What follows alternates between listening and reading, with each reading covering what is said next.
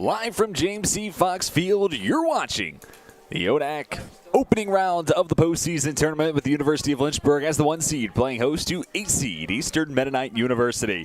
Going to be a fun start to this 3-game series. TJ Wingard here with you to take you through all the action. Here are some of the numbers coming in today's contest. Lynchburg, of course, the top seed inside the ODAC. The Eastern Mennonite stepping in as the 8th spot. These two teams similar enough in the offensive departments. The runs per game similar. Batting average close to one another. Really where these two teams stand the most juxtaposed is in the pitching department. Lynchburg first in the conference with ERA just under 4. Strikeouts per 9 at 9.5. Can EMU have a couple arms step up and provide a bolster in the ERA, strikeouts per 9, and pitching department in and of itself? That's going to be the big thing I'm looking for throughout the rest of this weekend. But for the time being, we get set for the top of the first inning to game 1 of our weekend series. And it's going to be Nick Matfield taking the mound for Lynchburg. Matfield enjoyed a stellar regular season. How about a perfect 8-0 record? 11 starts during the regular season, 56 2/3 innings pitched, all while racking up 55 strikeouts to 12 walks during that duration of time. And Matfield will start his day taking on Jordan Jones, the right fielder, leading things off for the Royals. Then Jalen Lee and Brett Lindsley round out the top trio of the Eastern Mennonite order. Give you the rest of the starting lineup for the Royals. Now the cleanup man and catcher, Ray Jercario. Then batting fifth, the DH, Natty Solomon. Batting sixth, playing third, Robert Gunther, followed by first baseman Blake Sargent. Then batting eighth, playing second is Ethan Spracker. And then in the ninth spot, playing left field is Logan Mason. Lynchburg swept the regular season series between these two sides, looking to keep their winning ways against the Royals in the 78th, 79th all-time meeting, and then potentially an 80th if we need a Game 3 tomorrow afternoon.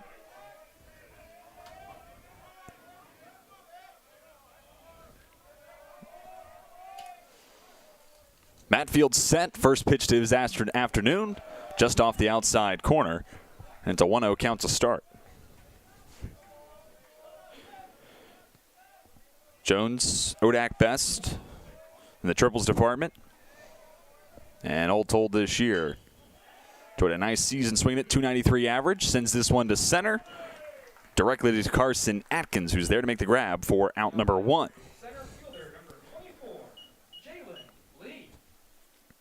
Two pitches, all that's needed for Matfield to pick up his first out of the day. Jalen Lee steps to the plate. We'll see him in center field in the home half of this inning. Doing the catching today for Nick Matfield is Riley O'Donovan. The rest of the infield for the Hornets from left to right is Garrett Jackson at the hot corner. Gavin Collins at short. PJ Alvano starts at second. Josh Jorman back out at first. In the outfield from left to right is Avery Eves in left. Carson Atkins making the first out today in center. Logan Webster in right. In the DH is Cam Lane.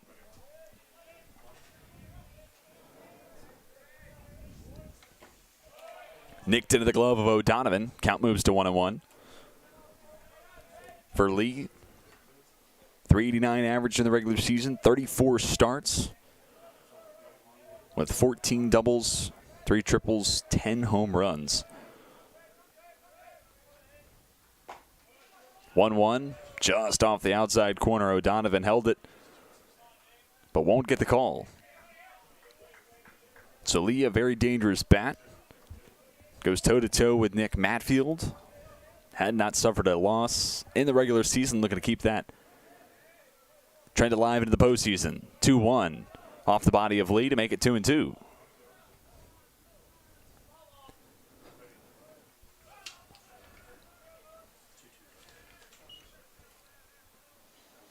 So looking at the final month of the regular season, where were these two teams at heading into postseason play? Well, EMU goes 4-9 in the month of April.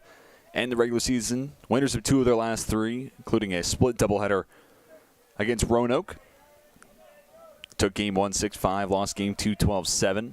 So a mixed bag, but win 2 of your last 3. Spirit should be high for EMU. So 2-2. Matfield again trying to nibble in the outside corner, won't get the call. So it's a full count to Lee. Meanwhile, Lynchburg end of the regular season, also with the split doubleheader on the road at Bridgewater, losing game 1 6-2, taking game 2 12-6. All told, the Hornets went 13-4 during the month of April.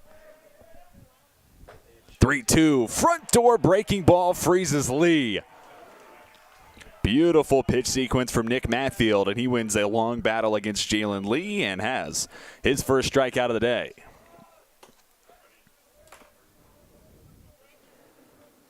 So to the plate, shortstop Brett Lindsay, looking to extend the top half of the first a little longer. Lindsay hit .341 during the regular season, started all 34 regular season contests. Takes the first pitch on the outside corner.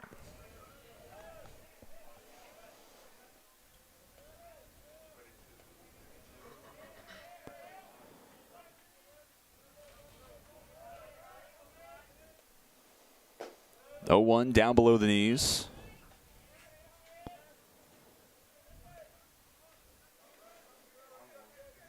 And Matfield, the deep repertoire in his pitching arsenal, because he has a couple different arm slots, but primarily fastball, slider, changeup. The occasional breaking ball. Grounder to short. Collins throws to Jorman at first, who's able to gobble it up out of the dirt. Complete the 6-3 put out. Good for out number 3, and it's a 1-2-3 start to the day for Nick Matfield. Through the first half inning, we'll step aside and come back with the home half of the first. Get our first look. The Lynchburg offense. You're watching the Hornets and the Royals on LHSN. Tim Slusser from the Outdoor Leadership Program gave a presentation at a teaching and learning resources conference here about getting his program more involved on the academic side of campus. I mentioned computers and mapping, and he mentioned caving, and eventually we came up with the idea of mapping caves. So the week before, we were able to learn how to use the instruments kind of like on a flat surface and just kind of get a hang of how they work. But it was really amazing how once we got in the cave, it was a completely different experience using them. It was unique. It got most of us out of our comfort zone, kind of gave us a new experience, a new taste of something new. But I think the most difficult parts were getting the lighting right. You had to read the instruments with the headlamps while keeping your eye pointed on the plot point.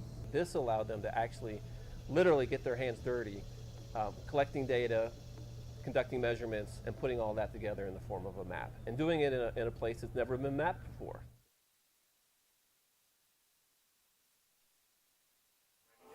Home half the first inning sees Hunter West take over on the mound for Eastern Mennonite. During the regular season, it was a 3.98 ERA for West. 11 appearances, 4 starts through 31 2/3 innings pitched, 33 strikeouts, 12 walks, and opponents hitting .290 against Hunter West. And he had a little bit of a split towards the very end of the season. Really, you could look at his 3 starts at the end of the month of April as what bloated some of his, ERA and some of those other numbers like opponent's batting average, because you look at his first handful of starts, and through those first 6 appearances, only 5 earned runs against West. Then you look at the last 3 appearances, ends up to 9 earned runs through those 3 stints. So rocky end of the season for West, but a chance to start anew here in the postseason. And he'll start his afternoon taking on Cam Lane, Logan Webster. There, Garrett Jackson. The rest of the order for Lynchburg sees Avery Eves in the cleanup spot. Batting 5th, playing 2nd, PJ Alvanos. Behind him is his middle infield partner, Gavin Collins. Batting 7th, playing 1st is Josh Jorman. In the 8th spot, the catcher, Riley O'Donovan. And rounding out the lineup card is center fielder, Carson Atkins.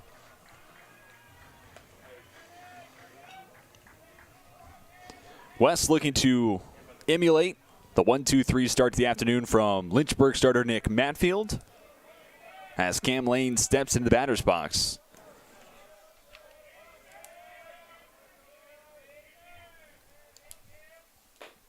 Lane watched the first pitch, high and outside. 387 average during the regular season. 34 games played, 32 starts. Missed a little bit of time during the middle of the regular season. Oh, and he's been in the lineup card. He's been a force at the top of the order. Lane slices this one the other way and out of play.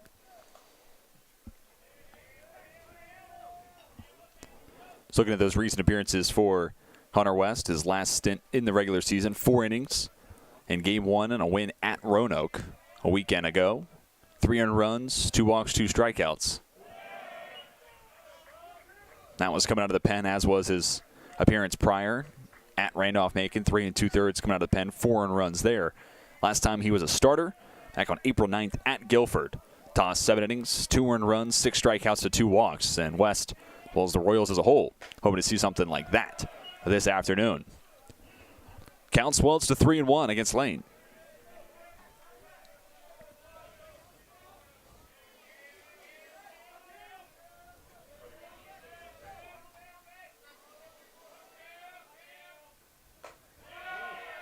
And it'll be a 5-pitch walk to start today for West. Lane aboard at first.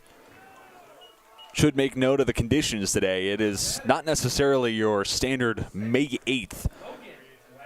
As it's about 52 degrees outside. Fairly cloudy. 10-mile-an-hour winds currently blowing in from right center. So good day to be a pitcher, to say the least.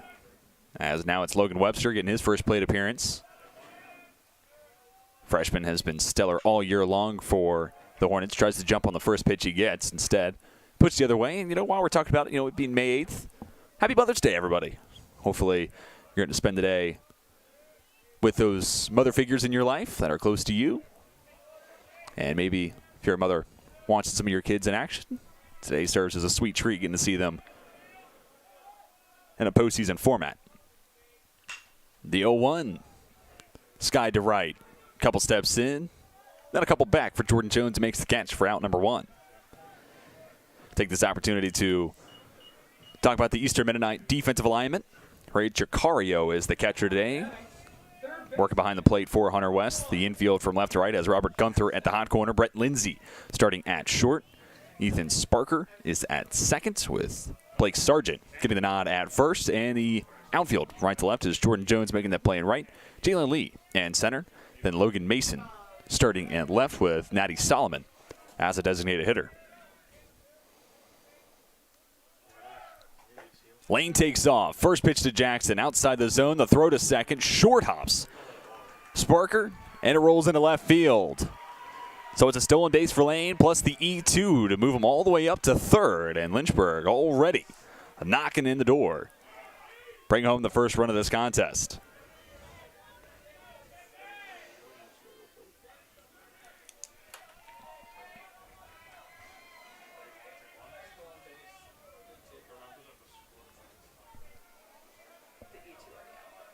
The 1-0 count to start with Jackson.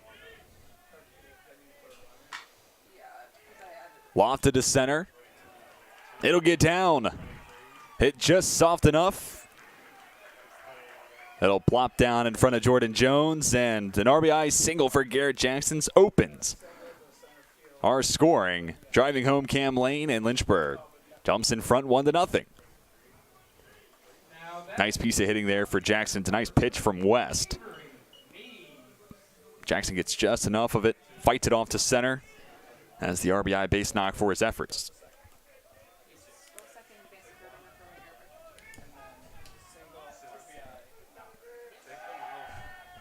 Throw over to first. Jackson back with plenty of time.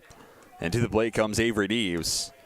ODAC leader in batting average, walks, on base percentage, slugging percentage, home runs, RBIs. Very good baseball player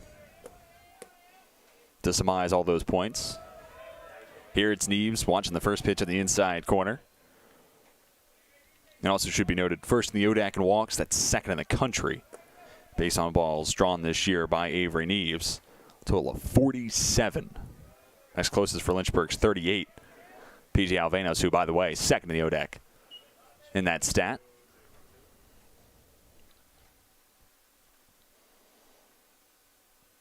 Tricario steps out in front of the plate, trying to settle down his starter, Hunter West. The Lynchburg offense, top half of the league in batting average, on-base percentage, slugging percentage alike. And the Hornets actually the top dogs in OBP at .442. Throw to first, Jackson. Back ahead of the throw.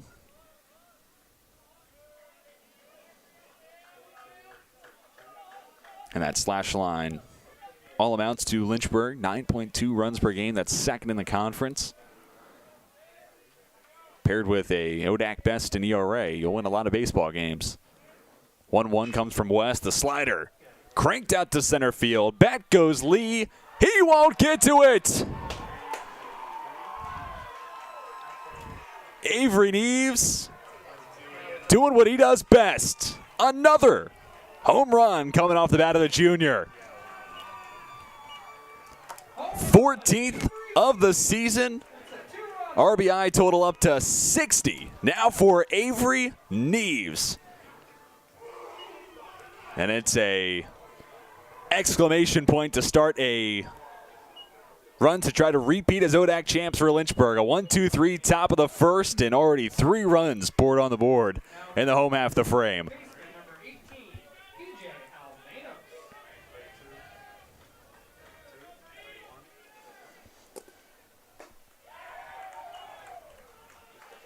First pitch to P.J. Alvenos, well up and out of the zone. It's always interesting to see how a hitter responds after giving up the long ball.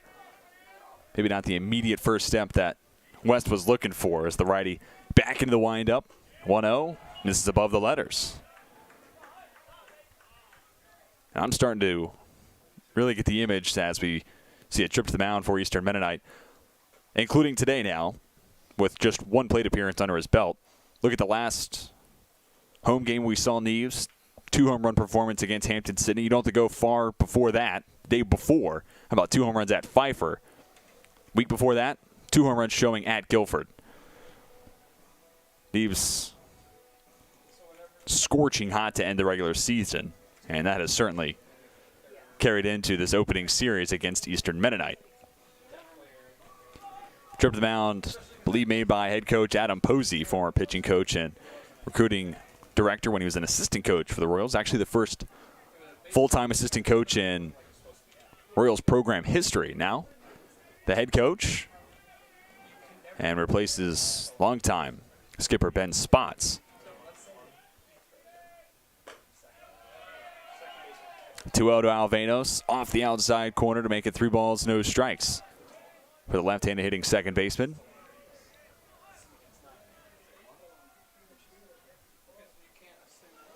A 3-0 is down in the dirt. 4-pitch base on the balls has Alvenos on at first. Second walk issued this inning by West.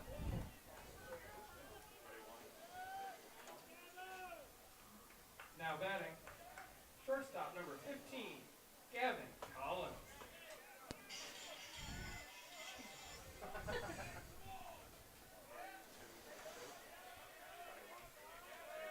First time seeing Collins at the plate today.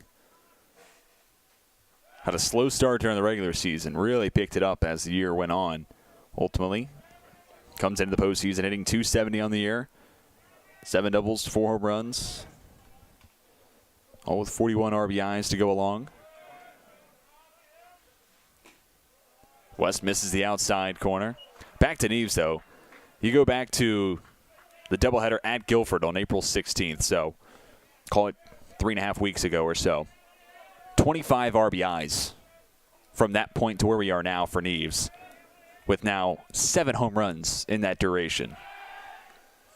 Yeah, I'd say he's swinging it pretty darn well. Throw to first, not in time to catch Alvenos.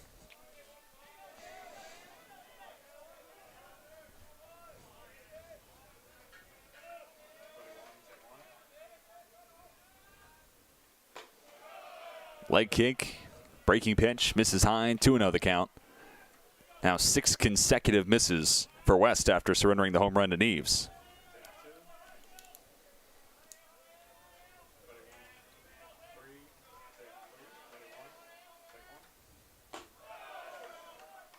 (2-0), up and out of the zone, 3 balls and no strikes. Coach Lucas Jones at the third baseline, his 5th year as the head coach for the Hornets. Likely okay with Collins having a green light here, but 1 pitch, 1 spot. Is West ready? Attacks the outside corner and just misses the outside black. Back-to-back 4-pitch walks. Now 2 runners on and only 1 out this inning. Lone man to be retired by Lynchburg, or for Lynchburg, is Logan Webster flying out to right. Jorman to the plate for our first time. Outside of the flyout for Webster, we've seen 3 walks, an RBI single from Garrett Jackson, and a 2-run home run from Neves.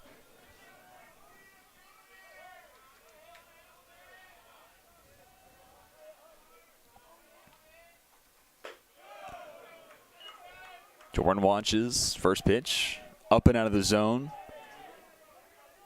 First baseman hitting .372. We've made it to the ODAC postseason tournament. Become a regular in the lineup card. Saw some time as a tool hitter. Then slid down to the 7th spot. He's been uber productive in that role. This is a Lynchburg team where 1 through 9, there's guys who can swing it. So hitting 7 in this lineup card for Lynchburg is not to say anything negative about Jorman, just where he's been sliding in, and he's been, as I said, very productive in that role. So 1-1. Misses inside to make it 2 balls and a strike.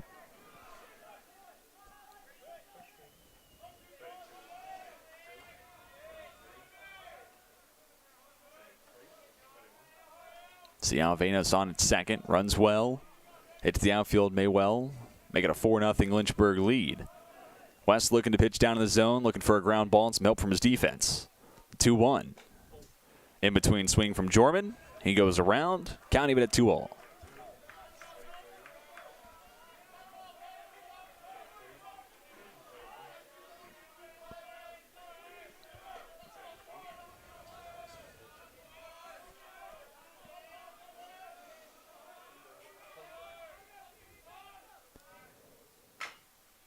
Jorman rolls over it. Chops it foul to assistant coach Oscar Garcia up the first base line.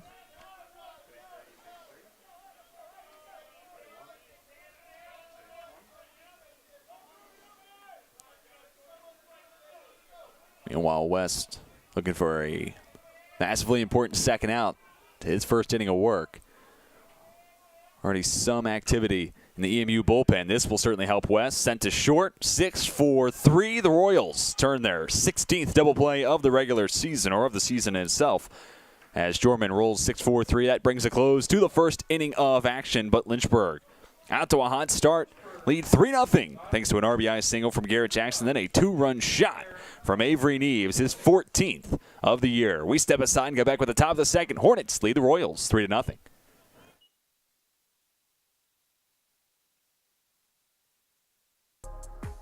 Get small classes, nationally recognized mentoring and advising, and a community that has your back every step of the way at the University of Lynchburg.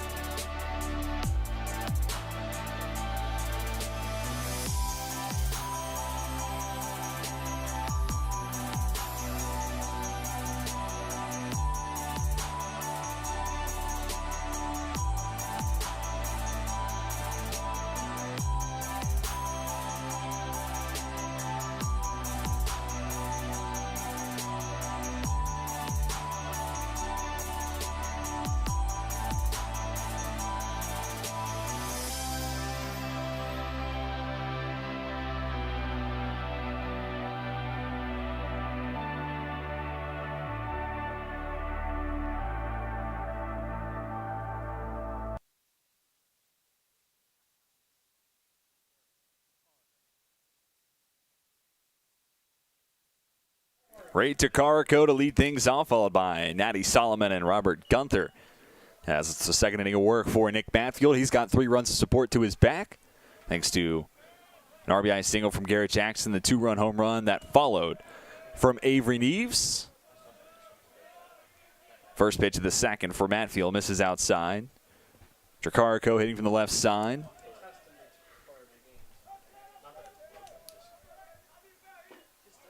Nicks one into the glove of O'Donovan. Count to 1-1.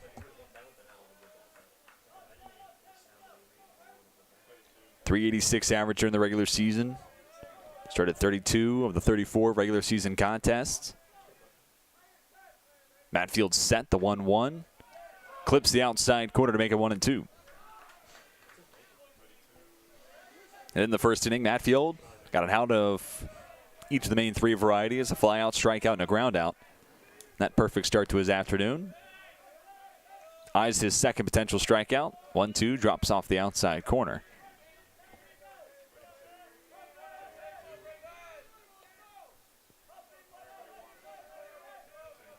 See Neves out in left field.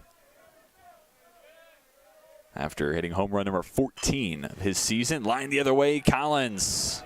A step away from being able to make the play, and it's the first hit of the day. For EMU, Tricarico on at first. Designated hitter, number 23, Natty Solomon. So Natty Solomon to the plate with a runner on in front of him.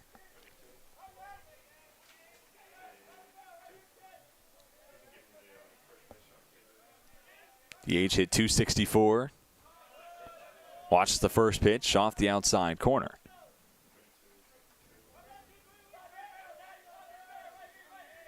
Solomon's second on the team, 6 home runs.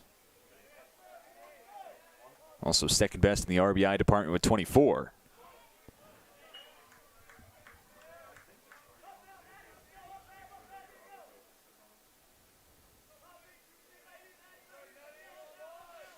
So Matfield gets to start in game 1 of our weekend-ish series, obviously due to weather. Delayed start to the postseason for both these teams. Originally it was supposed to be Friday, Saturday, Sunday, but today's also EMU's graduation. Congratulations to those graduating on both this EMU roster, but just those in attendance to Eastern Mennonite University. Congratulations, huge achievement. But with that point, it was going to be Friday with the Saturday doubleheader then, and then rain comes through the Lynchburg area over the course of Friday as well as yesterday. As Atkins catches the line out from Solomon for the first out of the inning. But because of the rain, our opening weekend tournament format is just one game today with a potential doubleheader tomorrow. Game 1 set for noon first pitch, and then the if needed game 3 would be 30 minutes after the end of game 1. Throw to first, close, but back in time is Tricarico.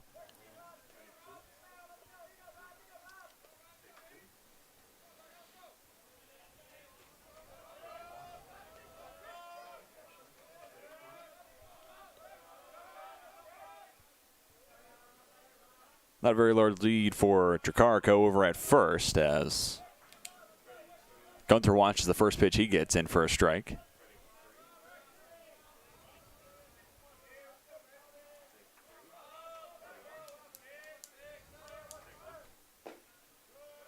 Breaking ball off the outside corner, count even at 1-1.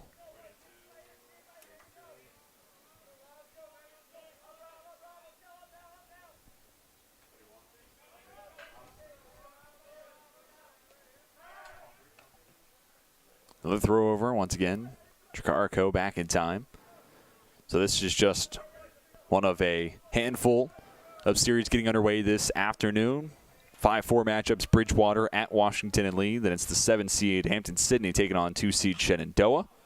You're watching the 8-1 matchup, EMU Lynchburg. 6 seed Roanoke taking on 3 spot Randolph-Macon.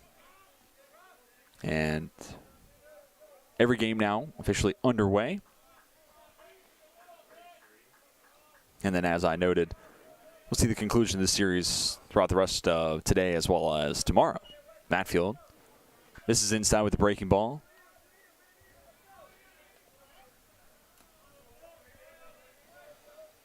And then, of course, this weekend sets up who heads down to North Carolina for next weekend's continuation of the ODAC baseball postseason tournament. Sent to right center. Over is Atkins to make the grab for out number 2. Atkins seemingly ready to get back to the dugout. Thought he had made the catch for out number 3. And Matfield, when he gets into a rhythm, I can understand where you're thinking 3 guys will come to the plate. My job's done. He's certainly gone on stretches this season, especially pitching at home. I can go back to a stellar start in game 2 against then 24 team in the country, Shenandoah. How about 7 1/3 against then number 24, Christopher Newport? He was in a rhythm that afternoon. So we forgive you, Carson Atkins, falling into default mode. But still need one more of this inning. It's Blake Sargent at the plate, watching the throw to first as Tricarico back standing.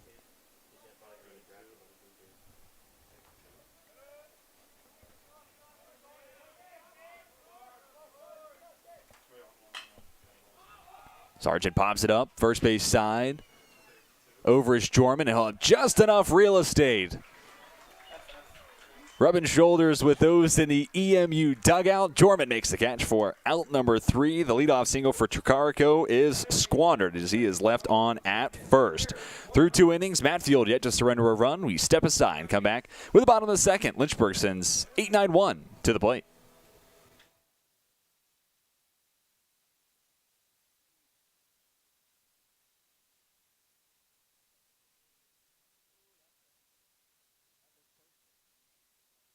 Get your career in the game by enrolling in the University of Lynchburg MBA program with an emphasis in sport management.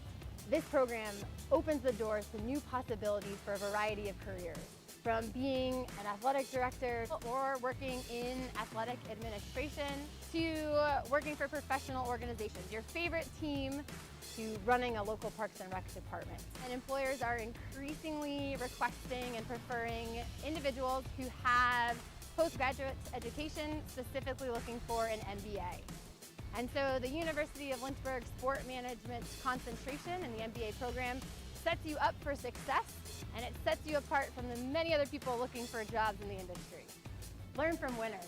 Here you will learn from professors and mentors who have spent their careers doing exactly what you want to do. Increase your marketability in an $83 billion industry. If you have a 3.0 GPA, the GMAT is waived. There's no application fee, admissions occurs on a rolling basis, and our online program is ideal for working adults. When you enroll in this program, you enroll in the opportunity to learn from Riley O'Donovan will lead things off for Lynchburg. Home half the second. Hornets lead 3-0. Hunter West retakes the mound for Eastern Mennonite. Deals a first pitch strike to the Hornets catcher. After O'Donovan comes Carson Atkins, then Cam Lane for a second time in as many innings at the plate. It was 25 pitches to the first inning of action for West. The 3 earned runs, all charged to his ledger. Looking for a bounce-back second inning of work.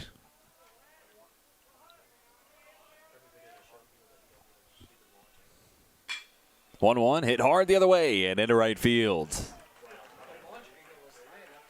He talks about it a little bit in the first inning. 1 through 9. There isn't a break against this Lynchburg order. And traditional thinking, 8 spots where your maybe quote-unquote weakest hitter goes in your lineup card. And if you're a pitcher, you're saying, okay, this is exactly what I want to have. Start this inning. I'm going to get an out. We're going to get some positive momentum on my side to begin this inning. But against Lynchburg, you really don't get that break. And case in point, line drive single to right for O'Donovan. Start off the bottom of the second. And Carson Atkins to the plate, shows bunt, takes it back. Lots of break on the slider, and it misses the outside corner.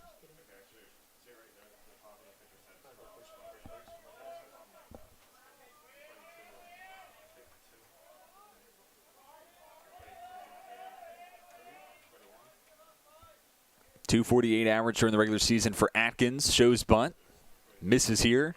Count to 1-1. Lynchburg, 7th at the ODAC. Sacrifice bunts, 11 laid down during the regular season. But first, sacrifice flies, and that obviously goes in tandem with your top half of the league in batting average. First and on-base percentage, more likely to have runners on that you can then bring home on sac flies. But I think it also adds into the identity and the culture that Coach Jones is, established with Lynchburg and the mindset the Hornets hitters come to the plate with. Be interested to see 1-1 if Atkins tries to continue with the bunt play. He won't. Instead, swings through the letter high fastball. Pitchers count now 1-2 for West, looking for the first out to his second inning.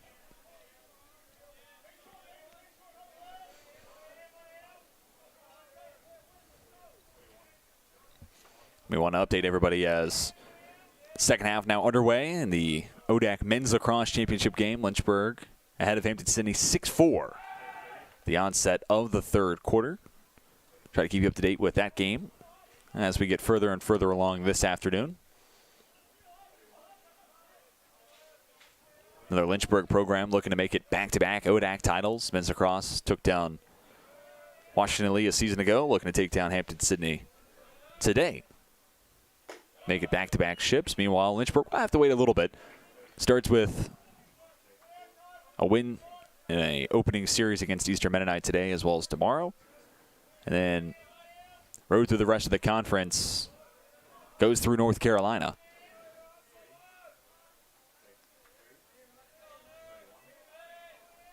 West comes set. The 2-2. Misses high. Full count now to Atkins. You'll see a lot of breaking ball here in this at-bat from West against Atkins. That's what Carson Atkins has seen a whole lot of down the stretch of the regular season. Ended regular season with 47 strikeouts. Most of any player for Lynchburg. 3-2, up the middle, and past the diving glove of Lindsay. Consecutive singles start the home half of the second. The lineup card turns over with O'Donovan at second, Atkins on at first. And Cam Lane drew a walk last inning with a chance to make it runs across in back-to-back innings for the Hornets.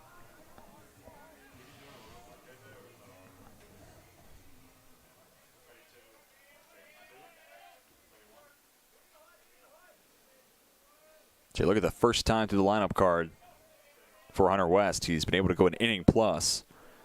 Surrendered 4 hits, 3 walks, 3 earned runs with it.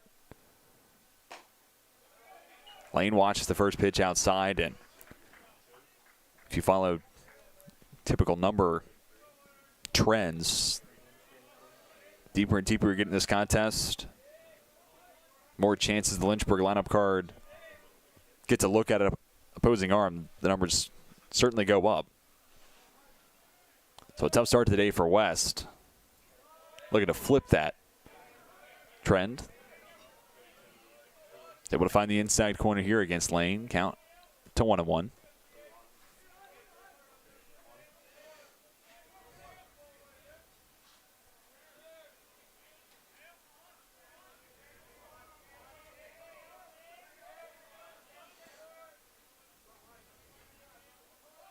Lane shows bunt. Pushed it the other way. Picked up by Gunther, the throw to first just in time to retire Lane. But the 12th sacrifice bunt of the season for Lynchburg does its job. O'Donovan moves up to third with Atkins behind him at second. Now batting, right fielder, number 6. Well executed by the Royals defense, but only so much you can do. Especially, talk about Atkins showing it before the pitch is thrown, and he's doing it to start an at-bat. You can start cheating closer and closer to the plate. Lane, don't want to call it came out of nowhere with that bunt play, but didn't foreshadow it as much as Atkins might have, and it sets up an opportunity for Logan Webster with 2 ducks on in front of him. Just 1 away in the inning. Webster over for 1 with the fly out to right field.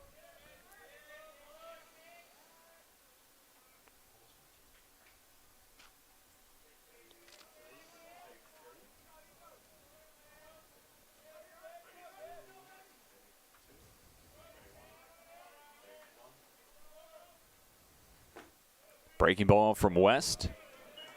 Hits on the outside corner. Count now at 0-2. Corner still playing in for the Royals. His time is called, and West will tie his shoes. There we go. Always very important. Then we get baseball back underway. See O'Donovan over at third. Runs fairly well for a catcher, so don't need an overly deep fly ball to the outfield. Drive home potential 4th run of the day for Lynchburg via sac fly. Webster looking to battle against West, the 0-2. Chopped on the ground to third, picked up by Gunther. Pays dividends with him playing in. The throw, after giving a look to the runner at third, is offline and off the glove of Sargent, and scoring on the play as a result is O'Donovan. Atkins moves up to third. Lynchburg, more importantly, that leads 4-0.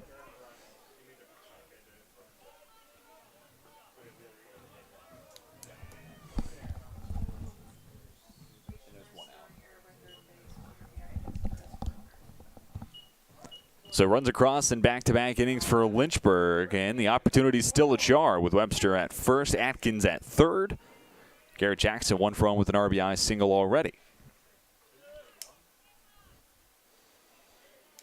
And it wasn't the hardest ball we've seen Jackson hit this year, but RBI single nonetheless.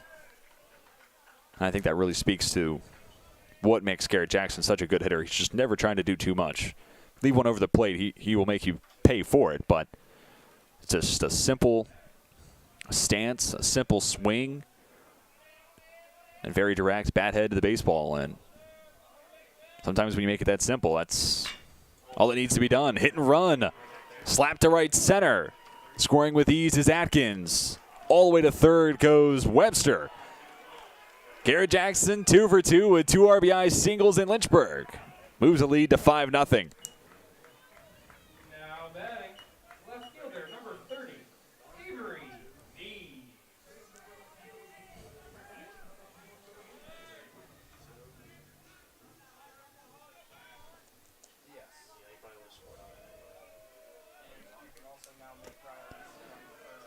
Back to the plate comes Avery Neves. Lynchburg now leads 5-0. First pitch to Neves misses outside. Of course, it was the 2-run blast to pretty much straightaway center field last inning for Neves. He's got 14 home runs this year, and that home run in the first might have been the most impressive we've seen this year. He's out in front of the 1-0, count even at 1-all. For those wondering, the Webster play, he's on at third, by the way. RBI E5 officially. Throwing error given to Gunther. And that's what scores O'Donovan. And then the RBI single a moment ago from Jackson. Let's field the 2-run bottom of the second, which is still ongoing. 1-1 from West. Outside. Nice pick, though. Tricarico, the nice play behind the plate. Forces the runners to hold.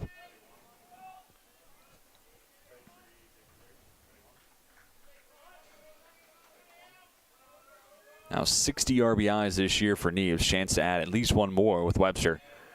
90 feet away. Over at third. Neves well out in front of this pitch. Chops it towards the Lynchburg dugout.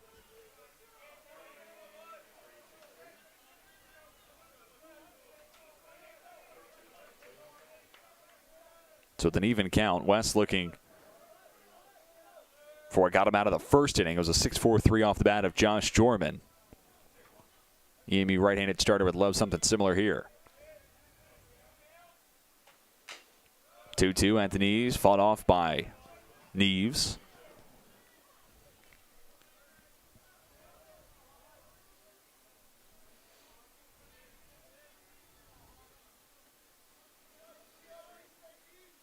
And it does look like there is a catcher down in the EMU bullpen. Don't see anybody up and throwing as of now. West has had plenty of starts where he's been able to go as deep as 7. We'll see how long of a leash he has today as Neves sends this to right. The catch is made by Jones. Tagging and scoring is Logan Webster. A productive out. Neves makes it 6-0 and has RBI number 61 to his season. And the Hornets now lead 6-0.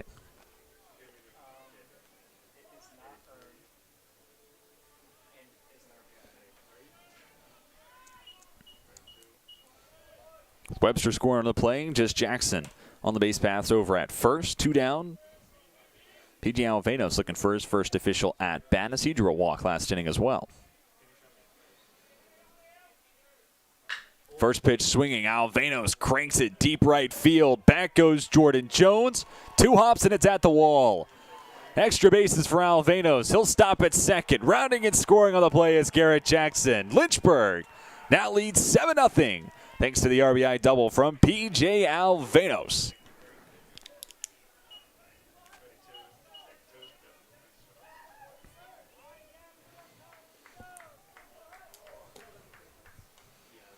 When it rains, it pours, and it feels like EMU ran into a tidal wave in the form of this Lynchburg offense. Alvenos, double number 13 of his season, RBI number 40.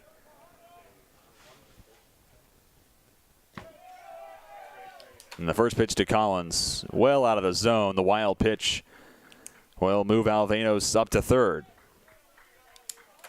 First wild pitch tossed by West. and a potential 8th run, 90 feet away from scoring for Lynchburg.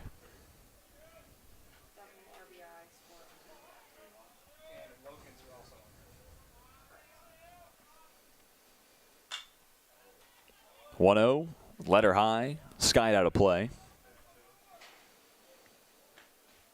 Collins, the third and final player for Lynchburg to draw a walk last inning. So he too, like Alvenos, looking for his first official AB. I'm sure would love something very similar to what we saw from Alvenos a moment ago. Breaking pitch. Down and away.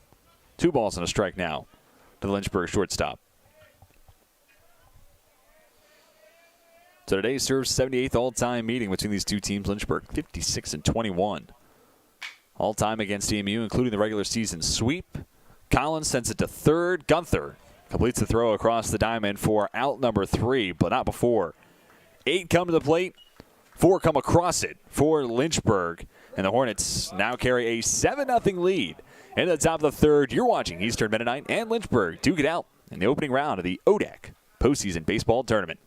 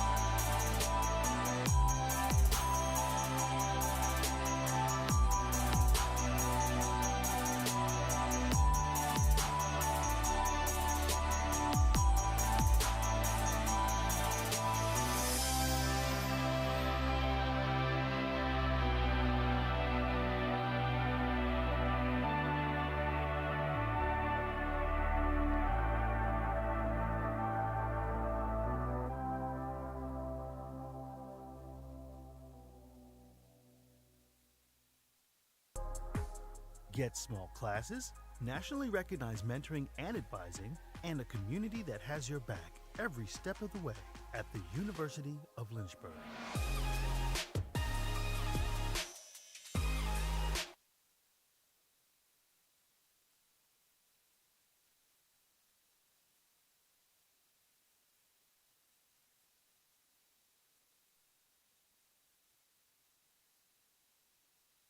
Top of the third inning, Nick Matfield stays out on the mound, and the Hornets lead 7-0.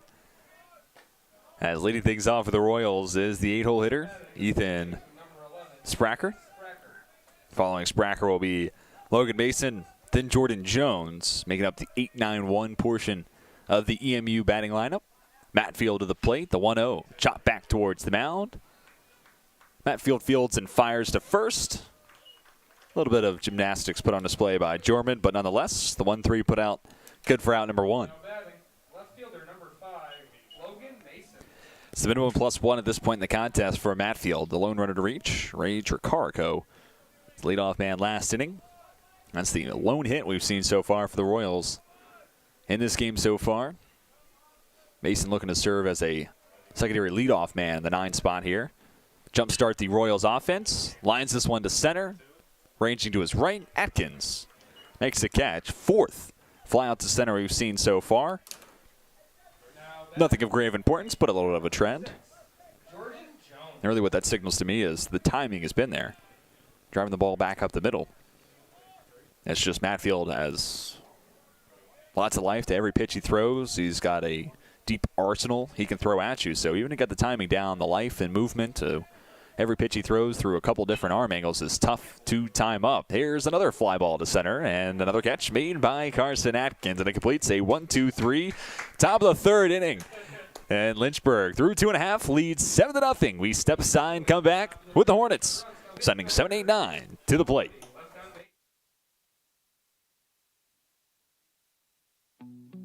I was really attracted to Lynchburg primarily because my dad went here.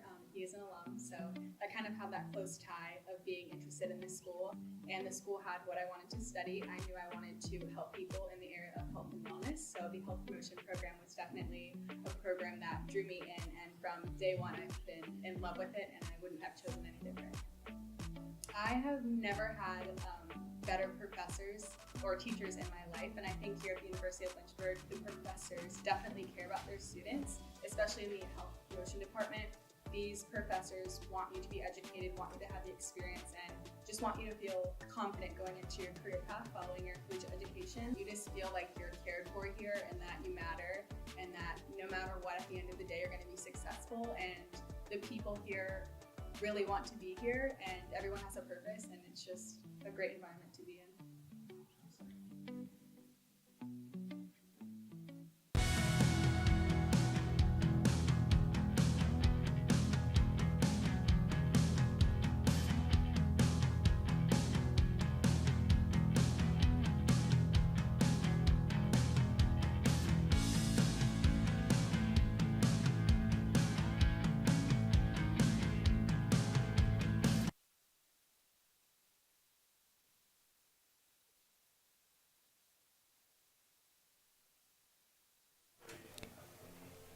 Home half the third inning, Lynchburg looking to extend a 7-0 lead. It's Josh Dorman, Riley O'Donovan, and Carson Atkins scheduled to plate, all with Hunter West staying out on the mound. Or, beg your pardon. Do have a pitching change coming in for the Royals. Didn't look like 34 was still on the mound. And instead, this looks to be number 17, Gage Reddick, senior from Gates County, North Carolina. Reddick looking to fare a little bit stronger than that of Hunter West. And, you know, I think West was actually throwing a lot of strikes and put together a solid performance from that perspective. It's just Lynchburg is swinging it really, really well right now. And that buzzsaw kind of carried into the postseason and amounted to West giving up 7 earned runs through 2 innings. So Riddick looking for an answer.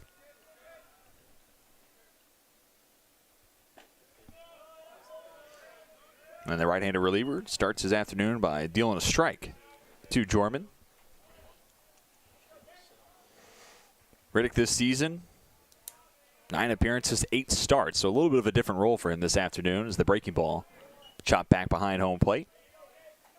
All told, though, 12.74 ERA through 29 2/3 innings pitched, 19 strikeouts to 17 walks, and opponents hitting .386 against.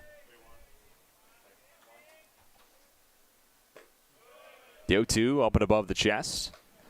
Jorman's 0 for 1, hit into an inning-ending double play, bringing it close to the home half of the first. Royals defense plays straight away against Jorman as the 1-2 breaking ball cut on and missed. It's a strikeout to start the day for Riddick. And if you're an EMU fan, you're hoping that continues and rolls through as the 8-hole hitter O'Donovan, the next man up, had a leadoff single last inning. Came around to score the first of 4 runs plated by the Hornets.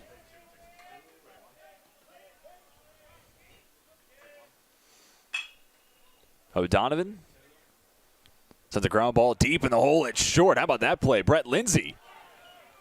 Quick release and makes a throw across the infield. Not sure every day 6-3 put out, but good for out number 2. Now batting, center Stellar play made by the senior infielder. Carson Atkins. An important second out, and it becomes just the first time that between West and now Riddick, consecutive Lynchburg hitters have been retired in a row. Atkins, sends one into the netting, and I think found our Nat mic, so I'm sure that was an enjoyable sound to hear come across your screen. I do apologize for that. Atkins is mic hunting. 0-1 count to the center fielder who's 1 for 1. Takes the breaking ball in the outside corner to make it 0-2.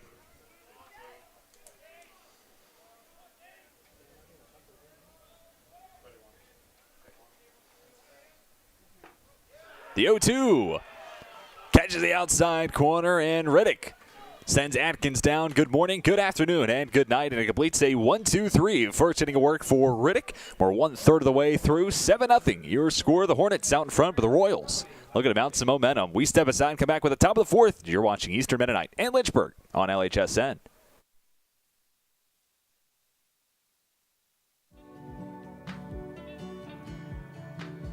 be a physical therapist probably starting about halfway through college. I love the concept that exercise is medicine. You know, we're starting to discover that exercise really can remedy many of the things that we thought that only surgery or only drugs could remedy in the past. When the student comes here, it's because we believe in them, it's because we want them here, it's because we believe they'll be successful. The faculty here are devoted to their development, not only academically but also professionally. We're not so inundated with things that we don't have time to make students one of our highest priorities. We have your back. We're gonna help you through that. If you're willing to work, then we're willing to put the work into it and the effort to help you succeed.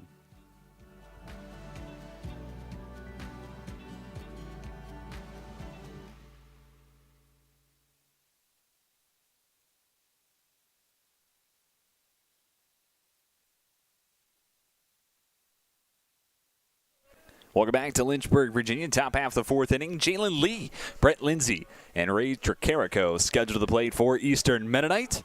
Nick Matfield out for inning number 4 of work, coming off a 1-2-3 top of the third. A sophomore toss, pair of flyouts as well as a ground out to go with it. Hard hit back up the middle and into center field, and this kind of carries our conversation from the top of the third inning, where EMU's got the timing down. They're peppering baseballs to center field, just more often than not been flyouts to center. This one rocketed back up the middle, and Lee has his first hit of the day. Strong start to the fourth as EMU coming off a 1-2-3 bottom of the third, tossed by Gage Riddick. Maybe claiming some momentum, looking to overcome the 7-run deficit. Postseason baseball, any and everything is possible. Brett Lindsay, the shortstop, watched the first pitch outside. Lindsay 0 for 1 with a ground out to short. And we saw last half inning make a really nice defensive play. Quick transition, getting the ball out of his glove into his throwing hand. Helps that O'Donovan even had the most fleet of foot on Lynchburg order. That's not to say he's unathletic, but a little bit more time for Lindsay to make that throw, and that he did. Here it's a 2-0 count for the right-handed bat. Matfield gets a grounder to third. Atkins to Alvenos. The relay to first sends Lynchburg around the horn. 5-4-3, 26 double play turn this year by the Hornets. And just like that, a very different complexion this inning as the base paths are cleared, and Tricarico steps to plate looking to extend the top of the fourth. Catcher number 10, Ray Tricarico.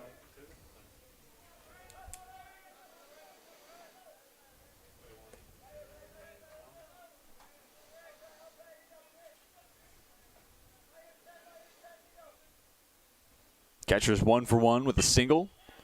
Sends it to center, straight to Carson Atkins, who's there to make the grab for out number 3. Matfield faces the minimum. Base pass left empty. And EMU still looking for their first run of the afternoon. We're through 3.5. Stepping aside, coming back with the top of the fourth. Lynchburg leads Eastern Mennonite 7-0.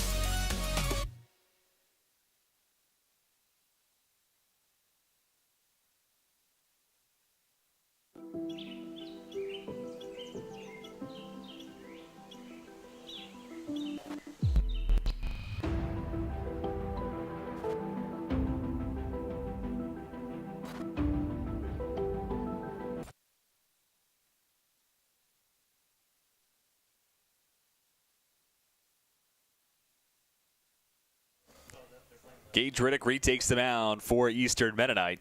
And we'll take on the top of the order for Lynchburg. It's Cam Lane, Logan Webster, Garrett Jackson. Step to the plate.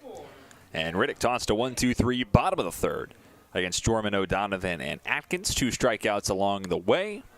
now gets his first opportunity to go toe-to-toe against the top half of the Lynchburg lineup card. By the way, I want to give you the final line for Hunter West, the starter for the Royals. 2 innings tossed, 6 hits allowed, 7 runs, 5 of which are officially earned. 3 walks, no strikeouts, 1 wild pitch to go along with it for West. Riddick gets the fastball past Lane, who nicks it into the glove of Tricarico.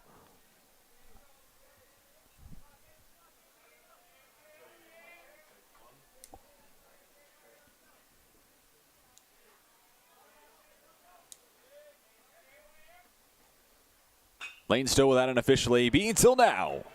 He had a walk, then a sack bunt. Here he shoots a line drive up and over the glove of Robert Gunther and has a leadoff single.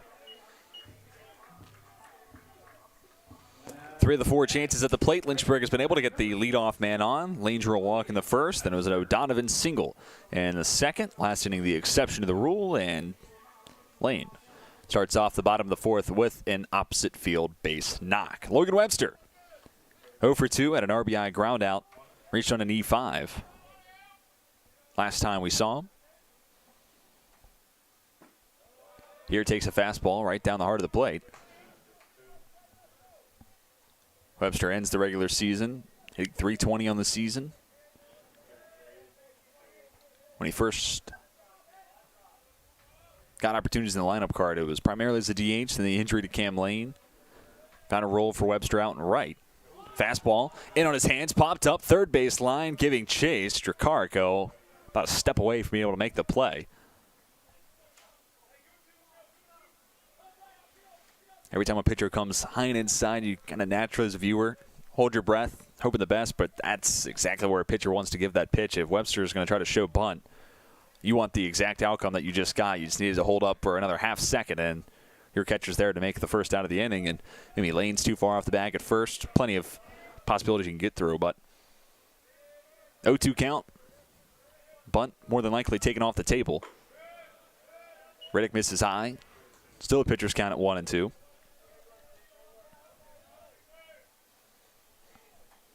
Lane already with a stolen base this afternoon. That came back in the first inning. Makes him 10 for 10. Stolen base attempts. He's looking for number 11. Breaking ball misses high. The throw to second.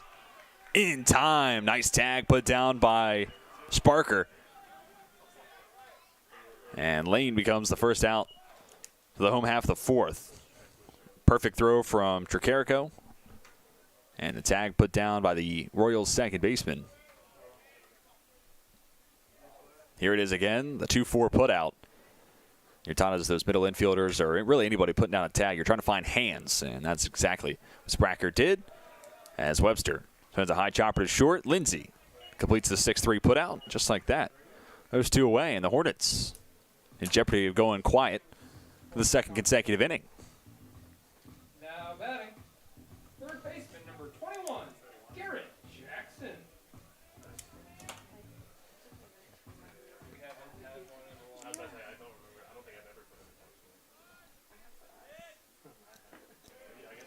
First pitch to Garrett Jackson off the outside corner. 2 for 2. 2 RBI singles for Jackson so far.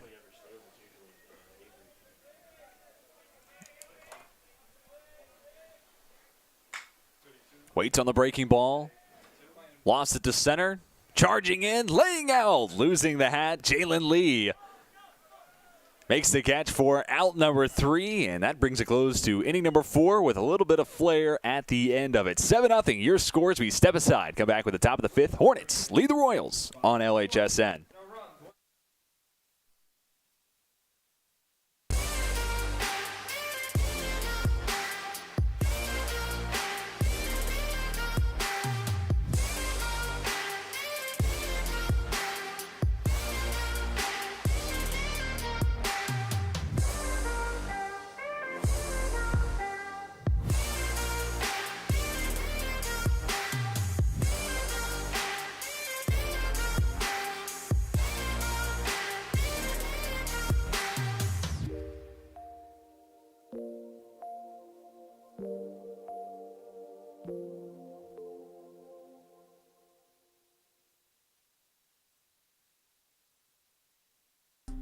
At the University of Lynchburg, we've lowered our tuition, so you get a better value for a great education. Come see our campus for yourself.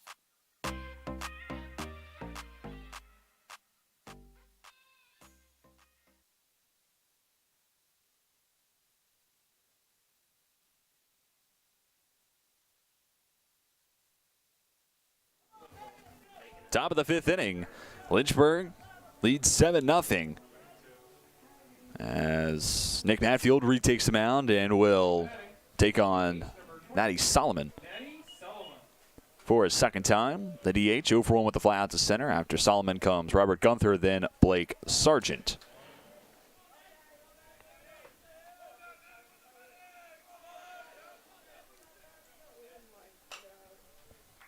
Matfield, for a third time this game already, faced the minimum. Last time we saw him on the mound, did surrender a leadoff single to Jalen Lee, but he was taken off the base paths via 5-4-3 double play off the bat of Brett Lindsay. On a fly out to center from Tricarico completes a pseudo 1-2-3 4th inning. Rolled up the third base line. Jackson charges in, makes the throw across the infield. Great play made by Garrett Jackson. He does it with more than just the bat. 5-3. Solomon down for out number 1. And Jackson has been great in the field, and he's done in a variety of spots throughout his career at Lynchburg. Played a fair amount of second base last year. Started this season as the first baseman for the Hornets in the opening day lineup card. Since then, shifted back to play third, called that his quote-unquote native position. And he has not missed a beat despite being a versatile chess piece. Robert Gunther 0 for 1 with a fly out to center field. 0-1 off the outside corner. And including that pitch from Matfield. How about 37 pitches thrown today by Matfield? He only has 1 strikeout. It came all the way back in the first. He's been able to pitch to soft contact more often than not. Surrendered just 2 hits to where we are now. Two-seamer off the outside corner. Matfield flashes a smile. Thought he had a called strike 2. Instead, it's ball 2 awarded to Gunther.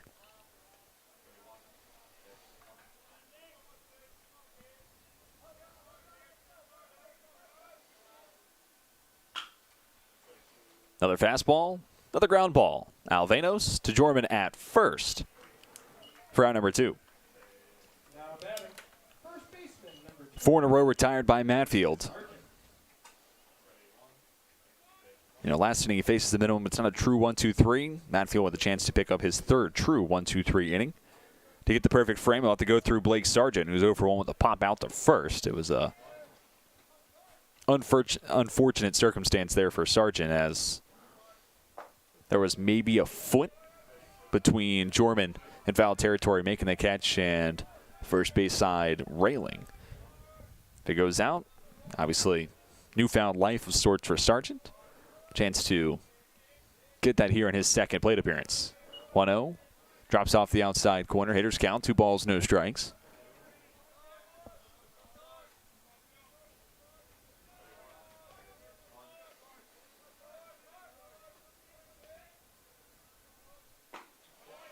Right down Broadway, Matfield makes it 2-1.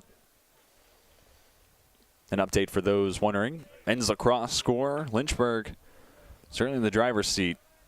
Their championship clash with Hampton-Sydney, 15-7. A little more than 7 minutes to play there. Deep drive to left. Back goes Neves. He'll make it just in front of the left center field wall. What did we say about Jackson? Does it with more than the bat? Neves puts his defensive skill set on display as well. Sargent down via the flyout to left, and it's the third 1-2-3 inning. Tossed by Nick Matfield. We'll step aside as we're halfway through. Lynchburg leads EMU 7-0 as we head to the home half of the 5th.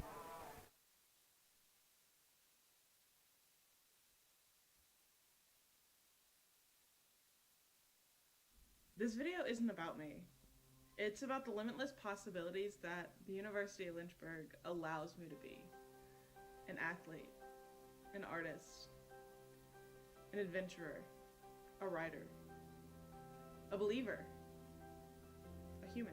Because what I love about the University of Lynchburg is that they have a saying, here we're home, And honestly though, I think a better fit would be a home for everyone.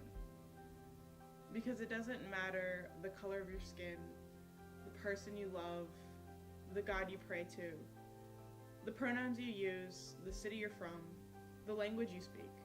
University of Lynchburg gives you the greatest opportunity they can for you to be the absolute best version of yourself.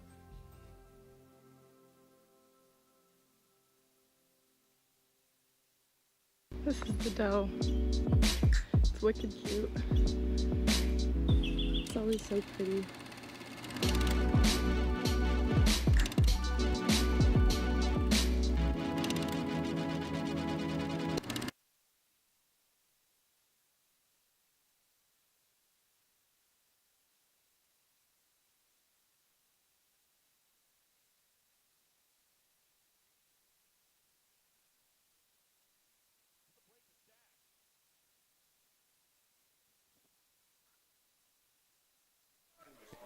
Avery Neves will lead things off. Home half the fifth inning. Lynchburg out in front 7-0. As Neves takes the first pitch strike in his first battle against Gage Riddick. After Neves comes P.J. Alvanos, then Gavin Collins, the middle trio of the Lynchburg order. Hornets held off the board each of the last 2 innings, scored all 7 through the first and second opportunity at the plate.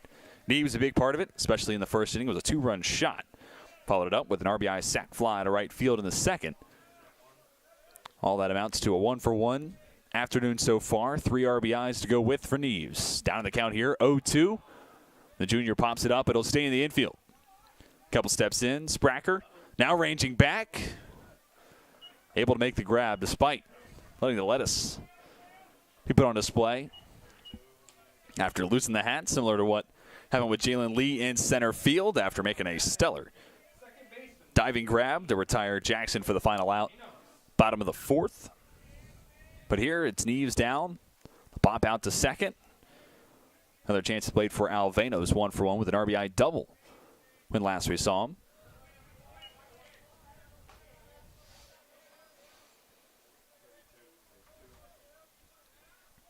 The day all told for Alvanos, a walk, then the RBI extra base hit, and that feels like a perfect encapsulation of what Alvanos is in that 5 spot for Lynchburg. Second in the conference in walks drawn, but serves that protection to Neves. You got to throw to one of the 2 of them. And because of that, the stats have certainly benefited from Alvanos' perspective, right around a 300 average, up to 40 RBIs this season. Good for a top 3 mark for the Hornets.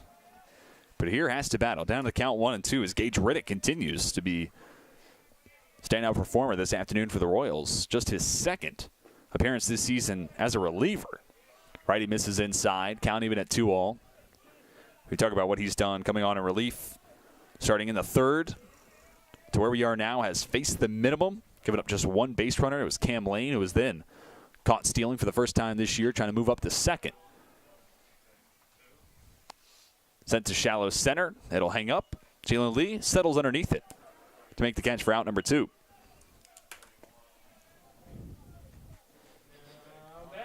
And now a chance for Riddick, like we saw from Matfield in the top half this inning, get a true 1-2-3. It would be the second perfect inning tossed by Riddick through his now 2 2/3, nearly 3 innings worth of work this afternoon. Gavin Collins at the plate, 0-for-1 with the ground out. Also was drawn a walk.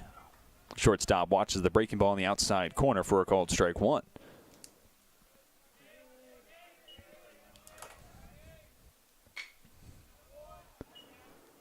Lofted in the air and out of play. Now an 0-2 count, and that's really been standout difference maybe if you want to compare West to Riddick. Not necessarily a fair comparison, but Riddick has been dominant early in the counts. He's put himself in a lot of situations like he is now. Had 0-2. Breaking ball. Shallow center. Backs to the shortstop, Lindsey. He'll make the catch just in front of Jalen Lee for out number 3. Second true 1-2-3 inning, and Gage Riddick continues on a stretch of facing the minimum through 3 innings of his relief appearance. 5 innings through, stepping aside, coming back with the top of the 6th. Lynchburg leads Eastern Mennonite 7-0.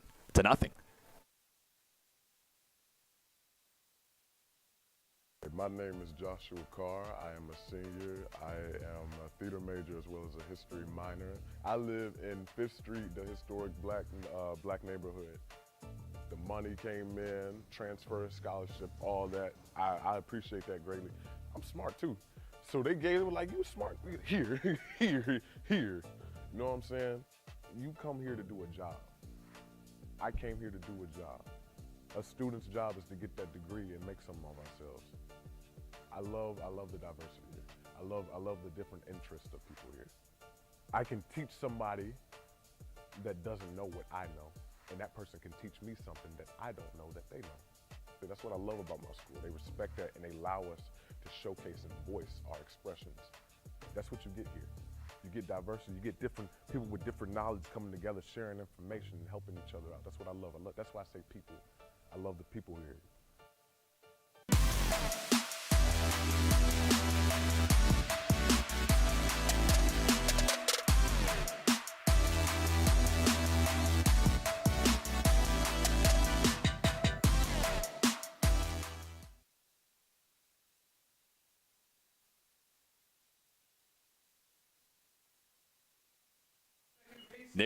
Nick Matfield back out of the mound, top of the 6th inning. He'll go toe-to-toe with Ethan Spracker, Logan Mason, and Jordan Jones. Matfield currently in line for the win. Can make it a quality start if he's able to navigate through the 6th without surrendering 3 earned runs, which the way he's been tossing today, if you're a Hornets fan, you feel pretty good about your chances there. Matfield, simply put, has been stellar again this afternoon. Entered today 8-0, looking to make it a 9-0 perfect record, carrying into the postseason. The 0-2 shot towards the screen. Spracker at the plate 0 for 1 with the ground out to the mound. Back to Matfield, though. Third true 1-2-3 inning, comes last time out. And also faced the minimum in the 4th. And here a soft grounder to Alvenos at second, and Spracker goes down for the first out to inning number 6. And to kind of put a bow on the point, the most hitters that Matfield has faced in a single inning so far this afternoon was 4 in the 2nd, which if you're a pitcher, you will take that any day of the week. And now truly to put a bow on it, how about 47 pitches thrown today for Nick Matfield? Certainly in a position potentially, if all continues the course, Matfield may be in for the full 9.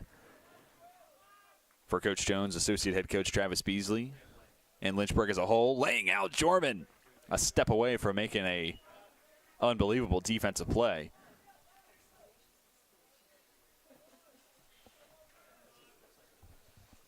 But instead it's an 0-1 count for Logan Mason, who's 0 for 1.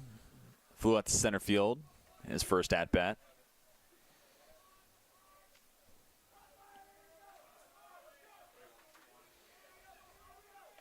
0-1, front door breaking ball, finds the inside corner to make it 0-2.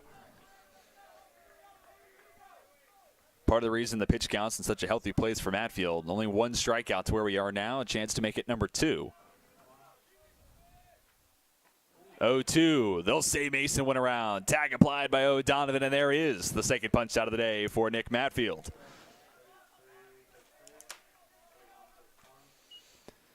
And now he'll see the leadoff man, Jordan Jones, for a 3rd time. This is where things get really interesting.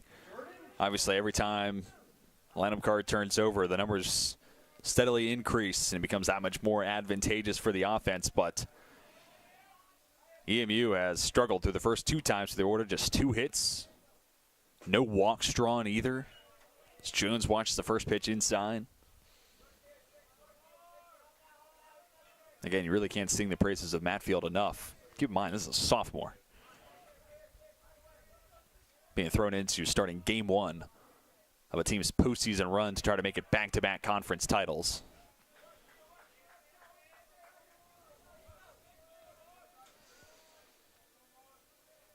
Matfield's retired 7 straight, looking to make it 8 in a row. Falls behind to Jones. Is 0 for 2 today with a pair of flyouts to center. 2-0, well off the inside corner. Deepest hole we've seen Matfield dig himself into. Let's get a look at the Lynchburg bullpen. which doesn't look too active. 3-0. Right down Broadway to make it 3-1.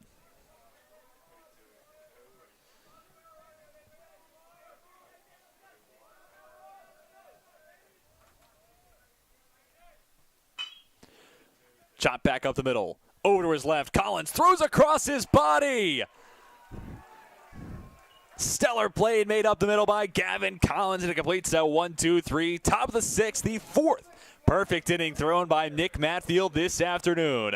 7-0 your scores. We step aside and come back with the bottom of the sixth. Hornets down for the Royals on LHSN.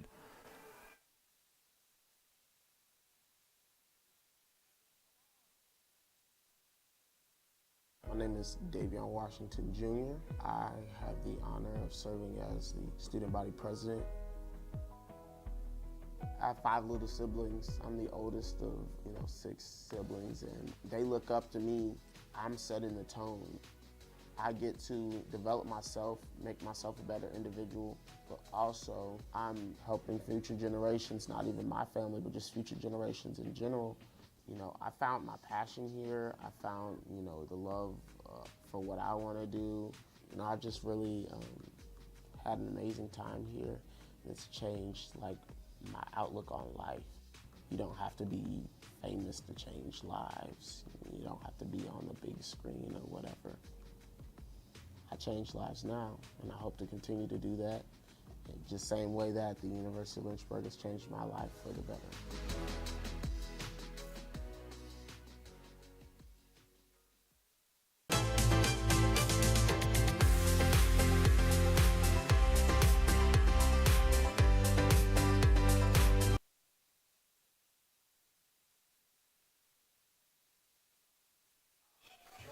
Welcome you back to James C. Fox Field. Bottom of the sixth inning, an exciting announcement. Lynchburg men's lacrosse has made it back-to-back conference titles. 18-7 final score out in Lexington, Virginia. Hornets take down the Generals for ODAC title number 9 under the tenure of 26th-year head coach Steve Kudelka. Congratulations in order for the Hornets. The bell will be rung here in approximately an hour or so. You may well hear it by the time we get around the 9th inning. But here, talking baseball, Josh Jorman, the leadoff man for the Hornets, takes the one on the outside black to make it 1-1. And still Gage Riddick out on the mound. Senior from Gates County, North Carolina. Just misses off the outside corner. 2 balls and a strike now. Longest appearance of the regular season for Riddick was 5 2/3. That came against Washington and Lee, 7 earned runs in that stint, 4 strikeouts to 3 walks. Also had a 4-inning appearance at Bridgewater, so certainly a player who has showcased ability to go deeper into contests. A 3-1, though, misses high and outside. Just the second base runner to reach against Riddick. If you're a Lynchburg fan, you hope this is when the Hornets mount something together against Riddick. They have been unable to do something to that degree. They faced, or Riddick, I should say, has faced the minimum through his first 3 innings of work with 2 true 1-2-3 innings in the 3rd and 5th. Breaking ball, up and out of the zone to O'Donovan, which should be noted. Jorman on at first. He became the first player for Lynchburg to get a second look against Riddick. So O'Donovan does something similar here, who's 1 for 2 today. Ground out to short. Last time up. Breaking ball in the outside corner to even the count 1-all. The hit for O'Donovan, a single. He came around to score as well in a 4-run bottom of the second. That was the last time we saw Lynchburg reach the scoring column. 3 consecutive zeros between innings 3 through 5.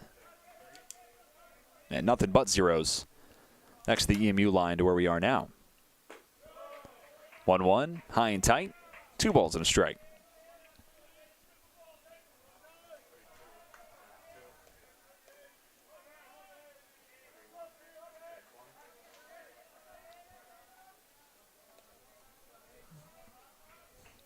Healthy lead off from first for Jorman. Breaking ball. Clobbered out to left. 1 hop and it's at the wall. Jorman will hold at third. It's a double for O'Donovan, his second hit of the day. And it puts 2 runners on in scoring position for Carson Atkins, the next man up for Lynchburg. But for O'Donovan, about his 5th double of the season. Putting 2 ducks in scoring position for Atkins, who was 1 for 2 this afternoon.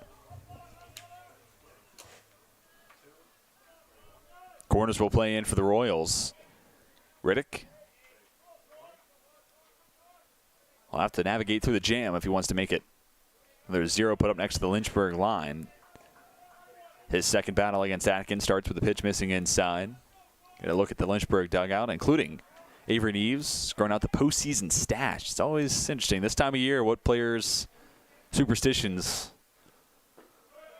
lead them into their courses of actions, as well as you see Josh Shorn at the third base line, one of 3 players to dye their hair. No, whatever works, right? And for Neves, it's a stash. I can appreciate it. Takes initiative, takes planning, and it takes action, and that's the most important thing. And it's paid dividends, right? Hornets up 7-0. It's breaking ball misses high to Atkins. Count swells to 3-0.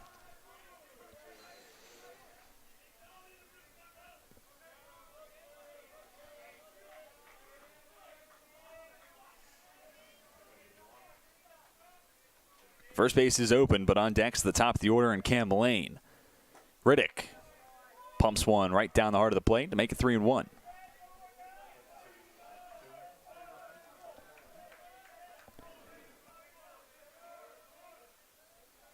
Still a hitter's count for Atkins. Jorman running well over at third. Productive out, certainly in the cards for the Hornets center fielder. 3-1. Sent back up the middle. Forget about a productive out. How about a productive base knock? 1 run scores. Making a second run as O'Donovan touches home plate as well. 2 RBI single for Carson Atkins makes it 9-0. Lynchburg out in front.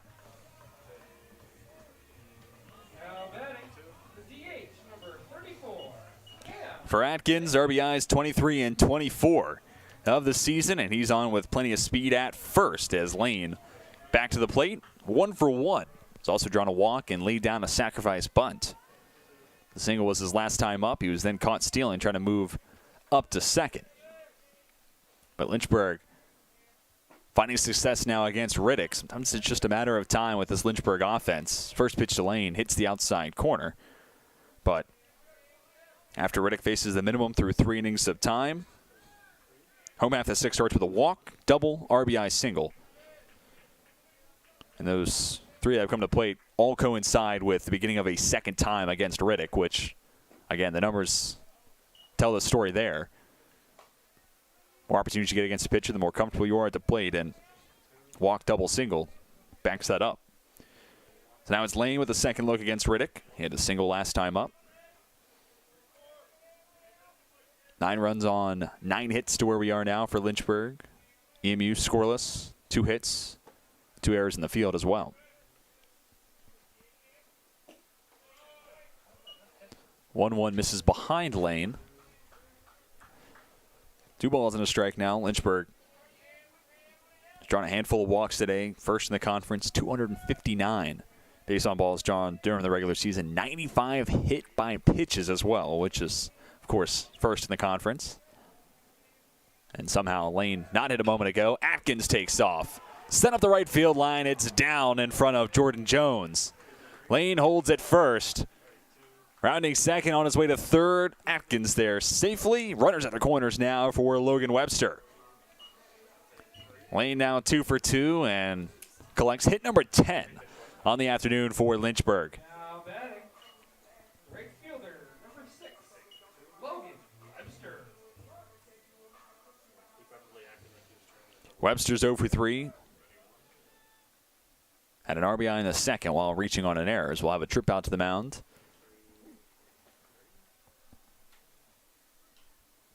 And Gage Riddick up until this inning had been stellar. And a key cog in the mix for why 7-0. You look at that, there's quite a bit of separation between Lynchburg and EMU, but the way Riddick was rolling always kept the opportunity alive for the Royals to strike. A couple big innings, some crooked numbers put up on the board, and next thing you know, we were right back into a close baseball game. But now Riddick Finding a bump in the road in the bottom of the 6th. You do see an arm starting to get loose for Eastern Mennonite. That appears to be Hunter Sturgeon. That's up and throwing.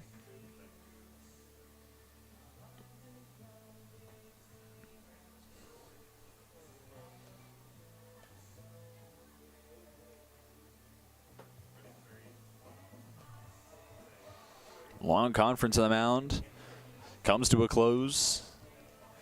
Assistant coach Bailey Hall stepping back into the dugout. Former pitcher for EMU. Of course, similar roots for head coach Adam Posey. Former player for the Royals, as well as former pitching coach under previous head coach Ben Spots. With Coach Hall back in the dugout. Webster watches the first pitch, missed the zone. Right fielder leads the count 1-0.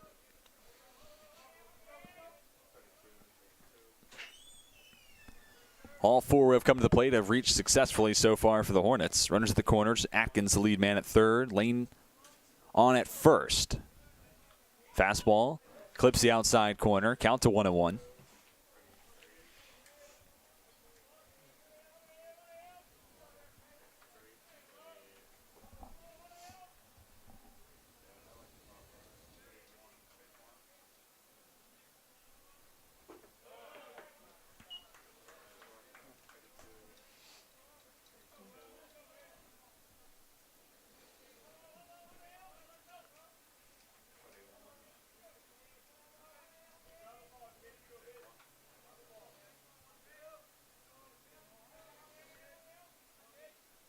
2-1. Riddick just misses off the outside corner. One of that breaking ball has a called strike. Instead, falls behind 3-1.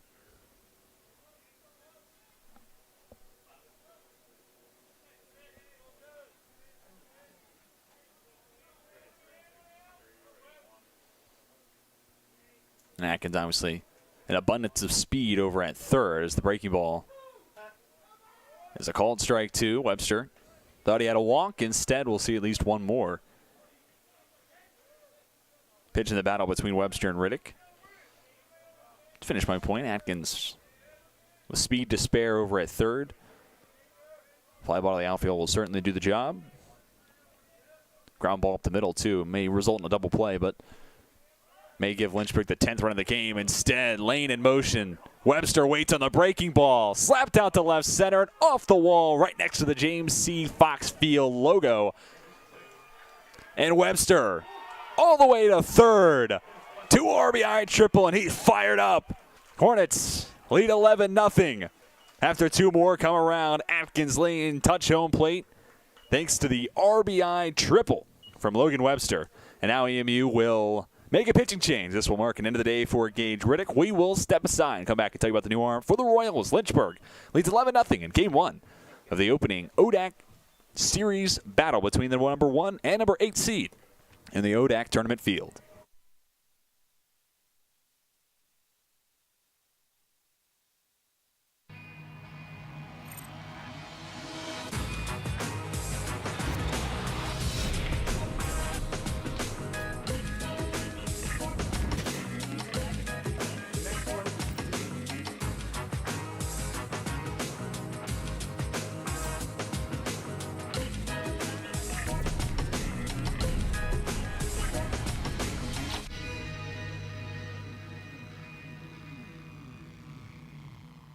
The biggest thing that I've taken from Westover is probably my interactions with faculty. I started working with Dr. Fryer. He's always available for help, and he makes sure that I get to do the experiments and not just be there while he does them.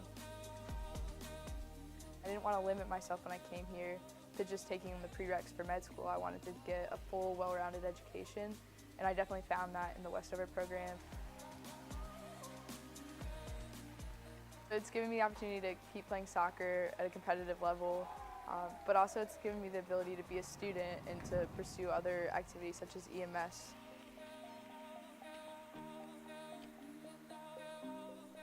"100% do Westover because it's not something they're going to regret, and it's going to be a lot of work, but so is everything else. It's just going to help build their education that they've already had and make them a better person for it."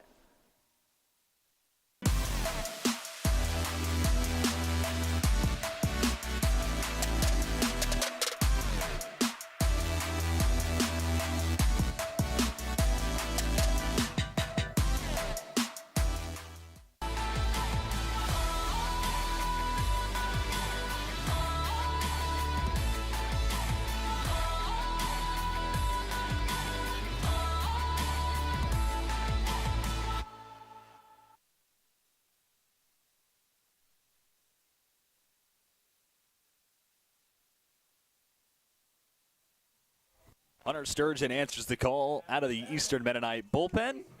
And per the pregame stats, just his second appearance on the season for Sturgeon. Unable to record an out in his lone prior stint on the mound. That was in Game 1 of a doubleheader at Guilford back on April 9th. 4 runs issued in that appearance, 2 hits allowed. 1 walk against the 3 he faced. Here at Sturgeon starting his day taking on Garrett Jackson. Enjoyed a nice afternoon at the plate, 2 for 3. A couple of RBI singles back in the first and second inning. Another RBI opportunity is over at third as Logan Webster after his 2 RBI triple. That was the catalyst for the pitching change. And for Webster, turned into RBIs 26 and 27, and it was his first triple in his collegiate career. Jackson swings through the 1-1, counting out a 1-2. The line out final for Sturgeon. He's responsible for Webster over at first.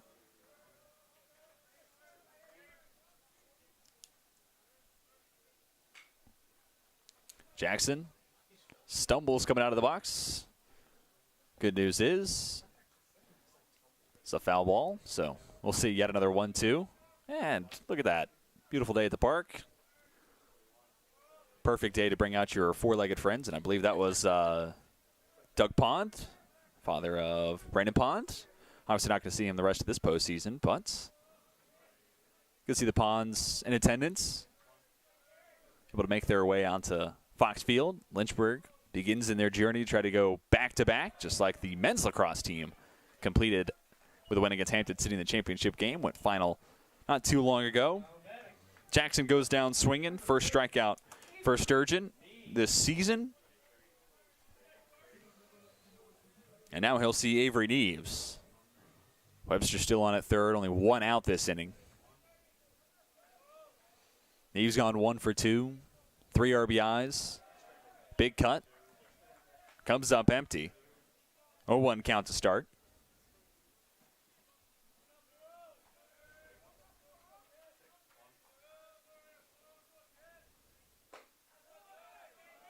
Fastball off the outside corner.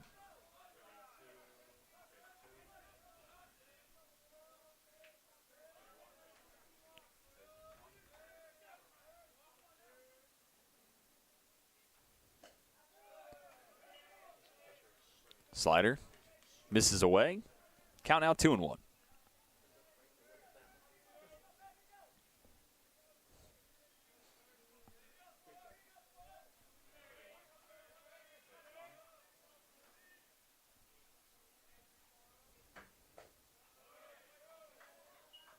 Close miss.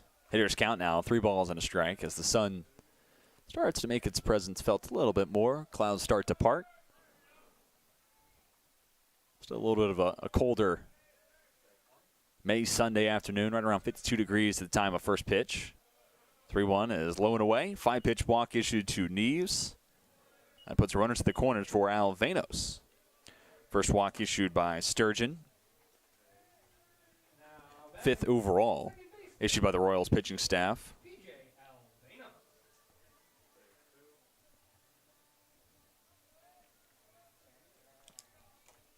Alvenos is the 8th hitter coming to the plate this inning for Lynchburg. Matches their total when the Hornets scored 4 in the bottom of the second. That's the same run total we've seen here. Home half the 6th. Alvenos lofts one to right.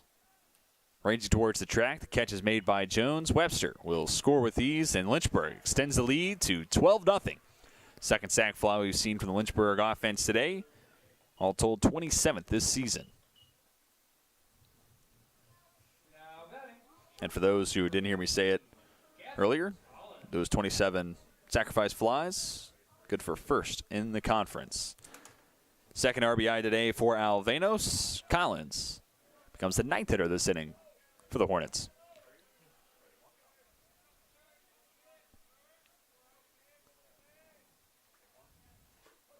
Breaking ball. Up and inside. 1-0 count to start for Collins. Should be noted over at first, Neves still maintains a team best 11 stolen bases this year. Cam Lane swiped a bag earlier today, 1 for 2 on his attempts this afternoon. He's now into double digits at 10, so on the heels of Neves, but across a plethora of stats where Neves is not only first on the team, but first in the conference, towards the top in the country. He's also got a team best 11 stolen bags. What can't Avery Neves do? And he provokes the attention of Hunter Sturgeon. Throw over to first. Back in time is Neves. Hitters count 2-0 for Collins. Looking for his first hit of the day. 0 for 2 has also drawn a walk. Collins rips this one to left. Kiss it goodbye. Line drive shot, wastes no time getting out of here. 2-run blast. Gavin Collins makes it 14-0. Hornets in front of the Royals.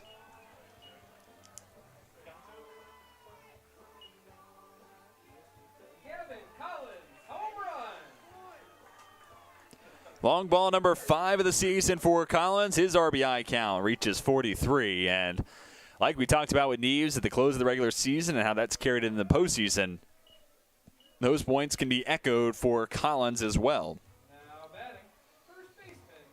Go back to fourth to last regular season game at Pfeiffer. 2 home runs showing. The next day against Hampton-Sydney, 2-run home run. Top of the first inning against the Tigers.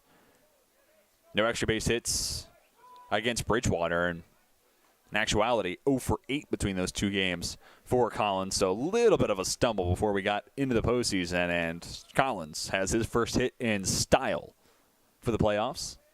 0-1. Jorman watches it miss outside, and Jorman has Lynchburg officially batted around here. Bottom of the 6th inning. It was a leadoff walk for Jorman. He came around to score the first of 7 runs played at this inning.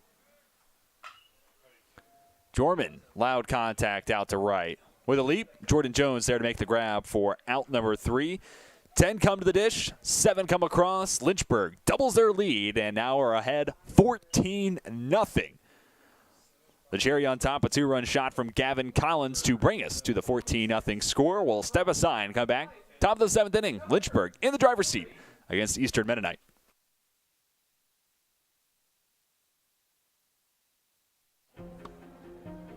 I was looking for a school that could provide me with the athletics, academics to pursue my career, a wind symphony to pursue my passion for music, and really have a nice general atmosphere. The professors here are really unique, their background and their passion for teaching. It's really a place where you can explore. Lynchburg gives you the opportunity to fail, but also get back up in that period of time and learn from your mistakes. I can make these mistakes within the school environment, but also with the support of other friends, and be ready for the real world when you graduate.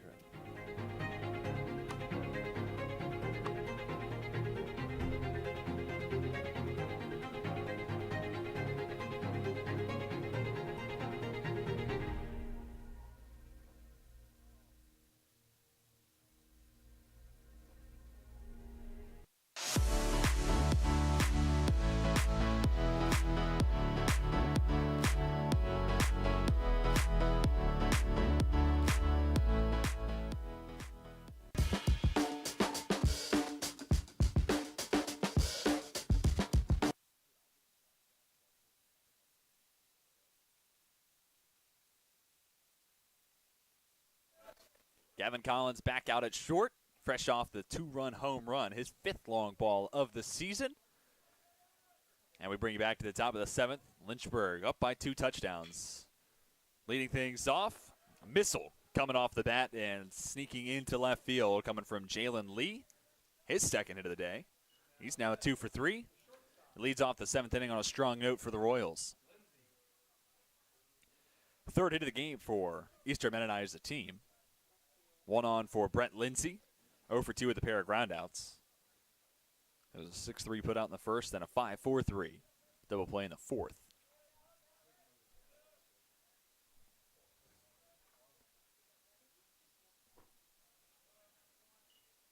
First pitch from Matfield, misses off the outside corner. That was the 57th pitch thrown by Matfield.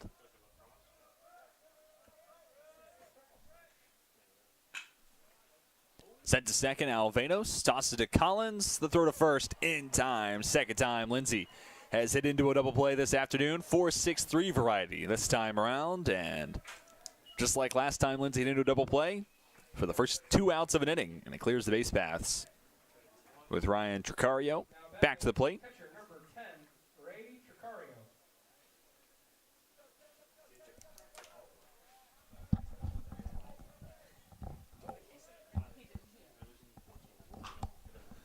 First pitch swinging, Tricarico sends it to Collins, makes a throw on the run, scooped up by Jorman for out number 3. Another inning. Nick Matfield faces the minimum. Lynchburg up 14-0 as we step aside and come back for the bottom of the 7th. We're stretching in Lynchburg, Virginia. Hornets lead the Royals 14-0.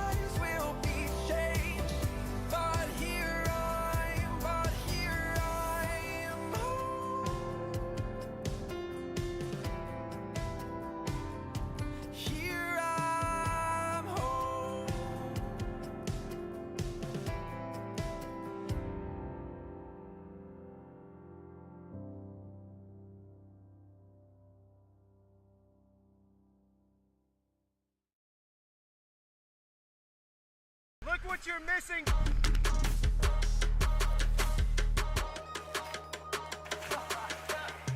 It really don't matter to me. I'm just happy to be here. I might go crazy.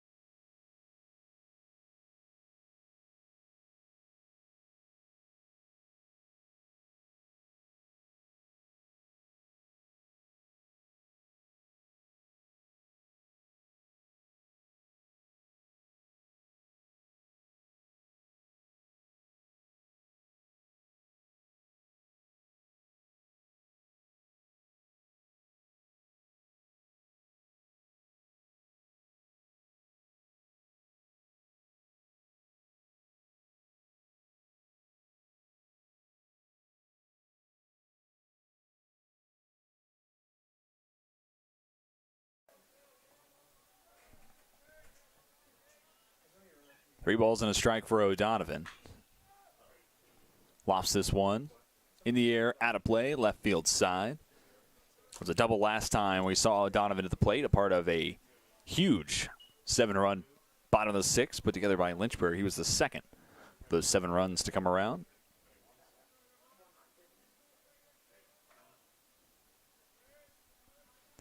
Payoff pitch from Sturgeon. Breaks off the outside corner, and it's a leadoff walk for O'Donovan. See the base pass for a 3rd time this afternoon. Now batting, center fielder, number 12, Carson Atkins. Second walk, issued by Sturgeon.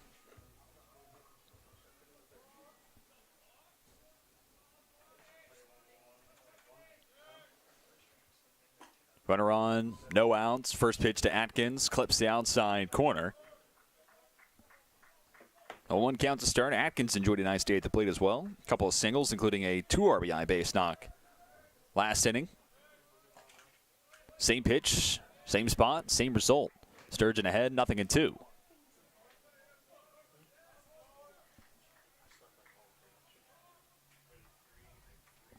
Not an overly large lead for O'Donovan at first. Breaking ball. Hit hard to center. Working back towards the track. Jalen Lee able to settle underneath it and makes the grab for out number 1. Lineup card turns over for the 4th time. Cam Lane, 2 for 2. Walk and a sacrifice bunt to go with it. And it's 1 on 1 down for the designated hitter.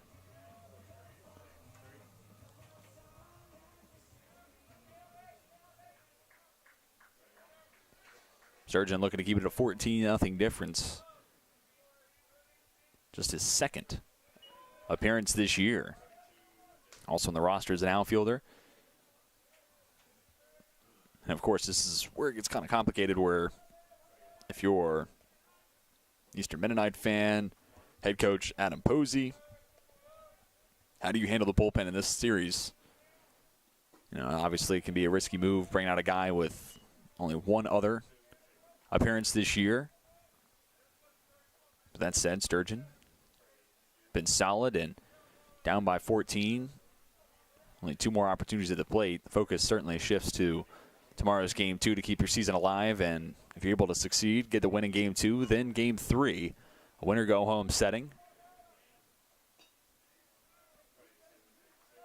So Coach Posey electing to keep some of those arms fresh and ready for tomorrow.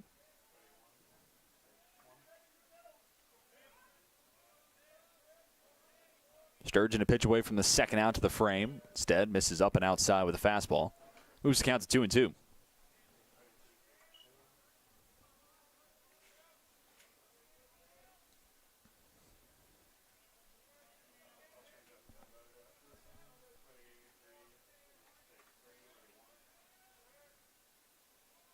Couple glances to first. Sturgeon deals breaking ball, hit hard back up the middle and through to center field.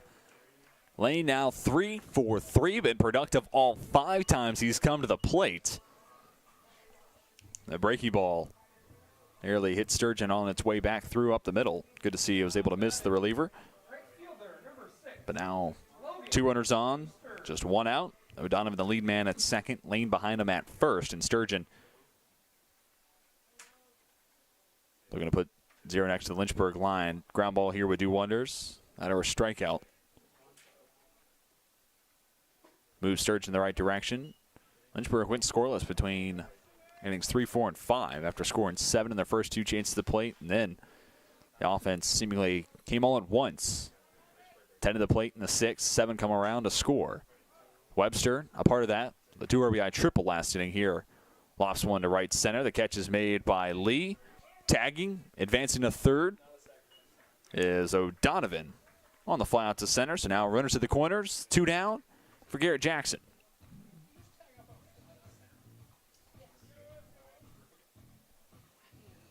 Jackson started his day 2 for 2 with 2 RBI singles through innings 1 and 2. Since then, flowing out to center, then struck out last inning. And he was the first to face Hunter Sturgeon. Struck out on a high slider. Chance for vengeance against Sturgeon.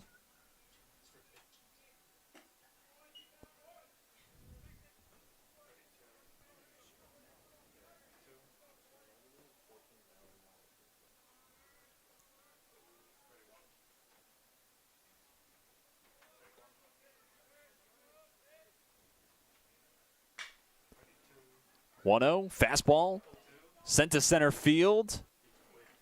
Jalen Lee there to make the catch in front of the warning track for out number 3. Runners left on the corners, and Lynchburg held scoreless. But the Hornets carry a 14-0 lead into the top of the 8th. We step aside and come back with EMU sending 5-6-7 to the dish.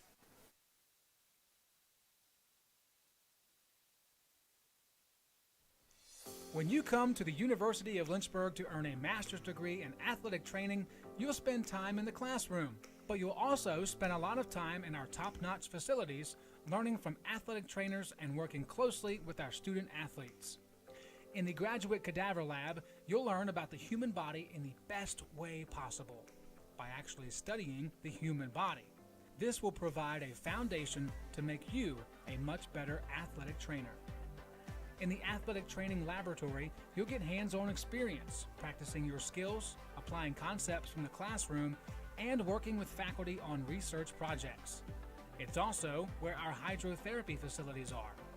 This space is also used by students for studying and practicing skills outside of class time.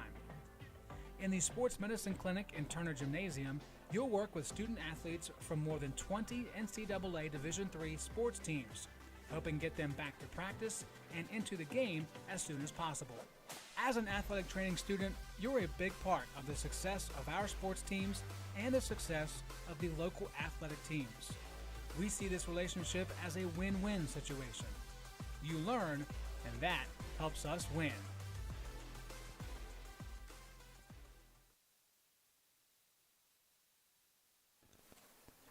59 pitches so far in the afternoon for Nick Matfield as he begins inning number 8. And he'll go toe-to-toe with Natty Solomon, Robert Gunther, and Blake Sargent scheduled to play. And if any reach, we'll see the 8-hole hitter and second baseman Ethan Spracker.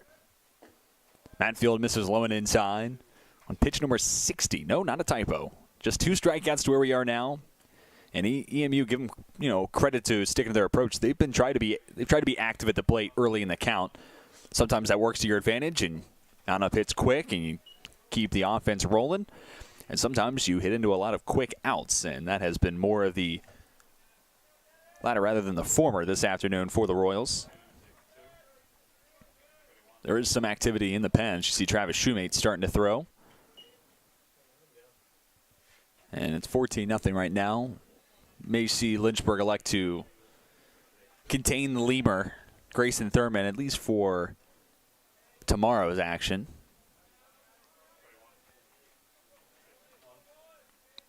Two 2-1, cut on and missed. Counts 2-2. Solomon at the plate 0 for 2 today. Flown out to center, grounded out to third.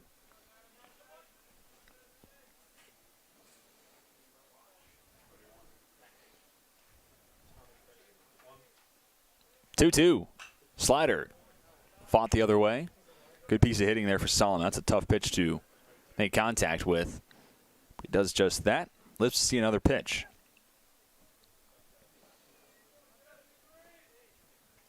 Matfield has faced the minimum in all but 1 inning so far this afternoon.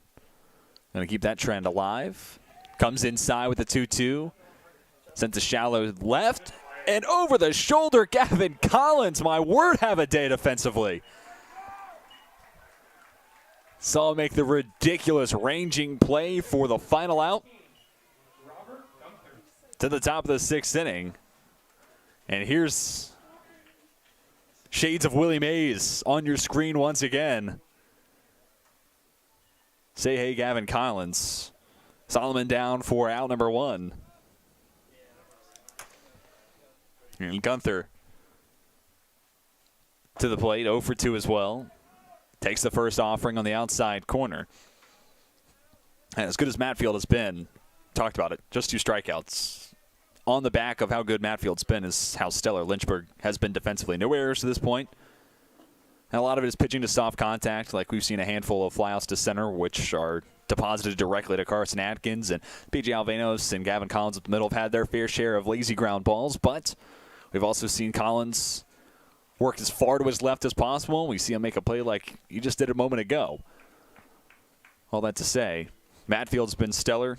Lynchburg's defense has been stellar. Hey, you also got 14 runs on the board, so you're swinging it pretty well as well. So the quest for back-to-back ODAC titles certainly gotten off on the right foot.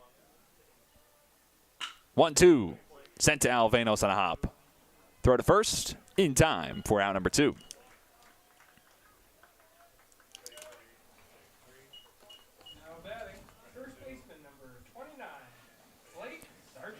Four in a row set down by Matfield as Blake Sargent back to the plate. Royals first baseman 0 for 2 with a pop out to first and a fly out to left.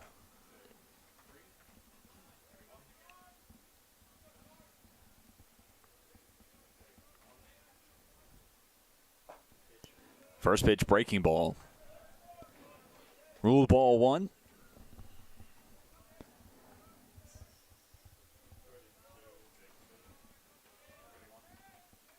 Gotta love the no batting gloves approach there for Sargent, especially on a day like today as he swings through the 1-0. Because I am telling you, you feel every pitch a little bit more at 52 degrees than you do at 72 or anything above that. Plus you got the wind. It's been a factor throughout the day. Sargent certainly braver than myself as he watches the slider off the outside corner. Now looking to reach the base paths for the first time today and furthering that point. Spots 5 through 9 in the EMU order. Nobody has touched the base paths. 2-1 downstairs. Hitters count, 3 balls and a strike.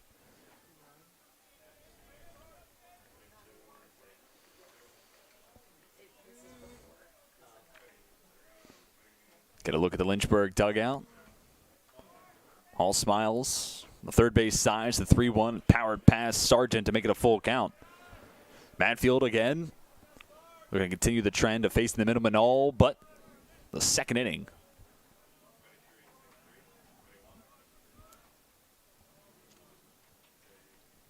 Righty set.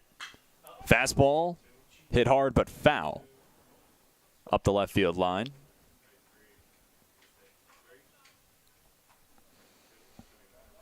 And, of course, beyond the in-game trends, Matfield eyeing win number 9. How about an 8-0 record? Most wins of any pitcher in the conference. Looking to add one more to that. 3-2, misses inside, and that'll end the streak of 4 in a row retired by Matfield, but also this will become just the second time that Matfield has seen more than 3 in an inning. Just the first walk issued by the Lynchburg starter as well. Spracker to the plate, 0 for 2 with a pair of groundouts.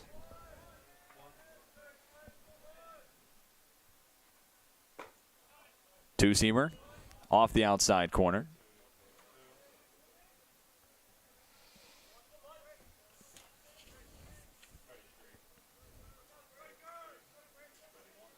Sargent over at first, 1 for 1 on stolen base attempts. Don't imagine the Royals putting him in motion down to their final 4 outs in a game.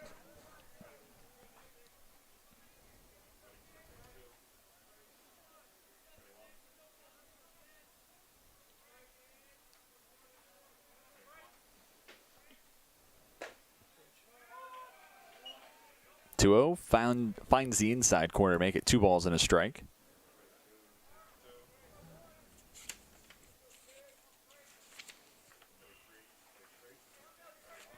Despite being in the 8-hole, about a .379 average for Spracker during the regular season. Rolls this one to Collins at short, who covers conveniently 3/4 of the earth, with the other quarter being covered by land. The easy toss to second completes the top of the 8th. Minimum +1 for Matfield.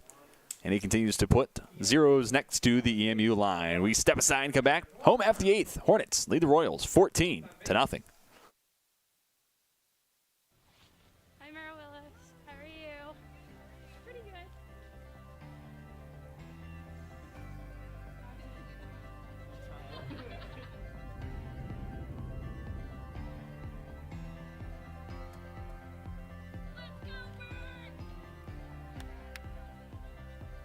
A lot of people go to the universities to find something to be a part of while getting their education. And when you come here, Lynchburg is that something. It becomes a family.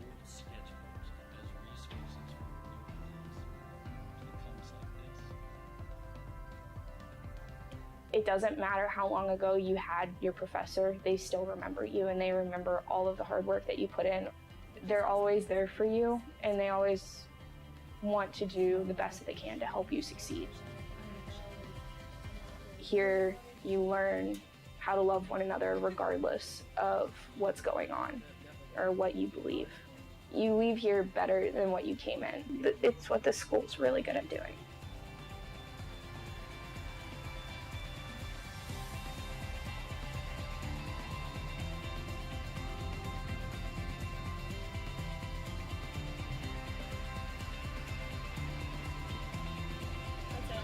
Okay.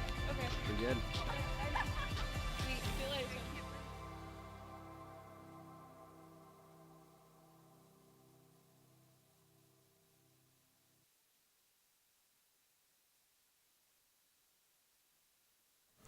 Marcus Smith makes an appearance out of the bullpen for Eastern Mennonite, bringing it close to the end of the day for Hunter Sturgeon.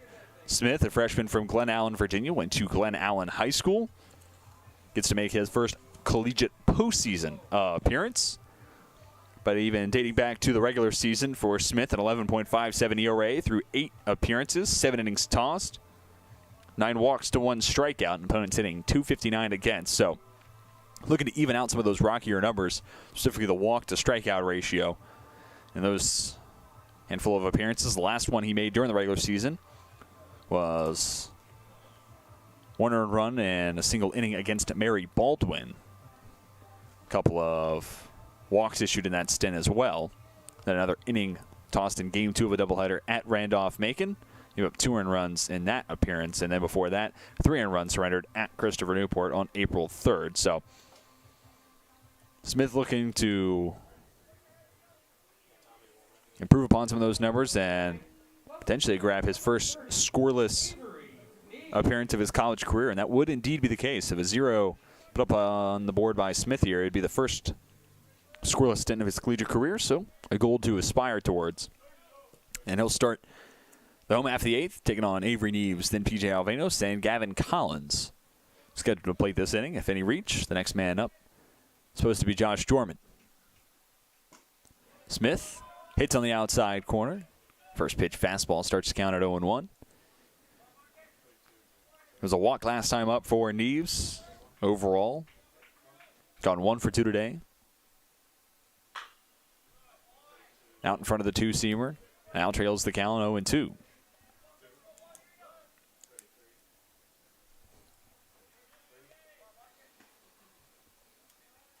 The line is final for Hunter Sturgeon. 2 innings tossed by the righty. 2 hits allowed.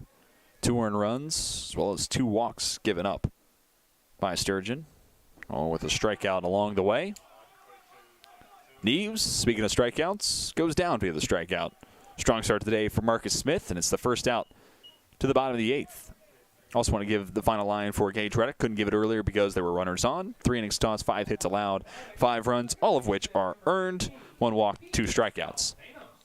For what was the second arm used today by EMU. Smith now the 4th. Retires the first man he faces. Now sees P.J. Alvanos. 1 for 2 today. Fresh off the RBI sac fly. 2 innings back.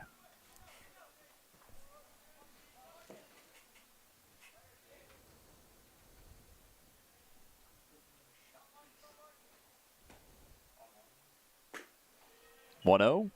Tails off the outside corner. 2 balls, no strikes. Look at Riley O'Donovan. Sheltered into the dugout. Rather chilly day here in Lynchburg. The deeper in the dugout, perhaps a little warmer. Also shielded away from the winds. Feel a little bit more, just add a little bit more to that atmosphere. Chilly feel. Rambling aside, 3-0 count now for Alvanos.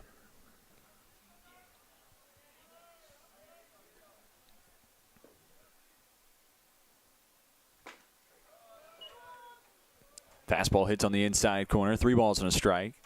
Royals defense playing straight away with maybe second baseman Ethan Spracker a little deeper in the hole at second, but all in all, Royals playing it mostly honest against the lefty Alvanos. It's a 3-1, misses low and inside, and another walk drawn by Alvanos. Actually, the program record holder for walks in a career, now up to 93. My math serves me. Second walk he's drawn this afternoon. And it's the first to be issued by Smith. 7th overall from the Royals pitching staff. Gavin Collins back to the plate. Had a 2-run shot back in the 6th inning. Part of a 7-run frame put together by Lynchburg.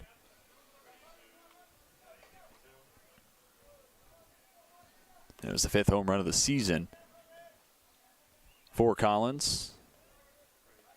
It's also made a couple of standout defensive plays this afternoon. Reigning ODAC Rookie of the Year. Continues to put his talent on display. 1-0. Right down the middle of the plate. Make it 1-1.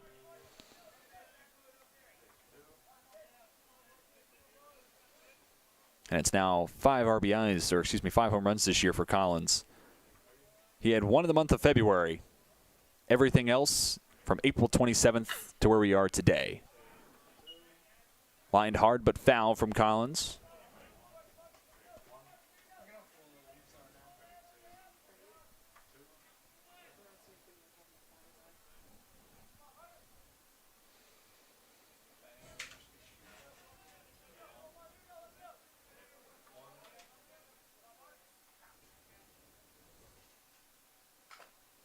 Off the end of the bat.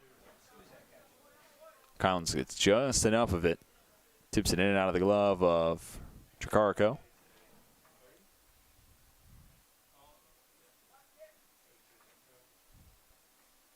So we'll see another 1-2.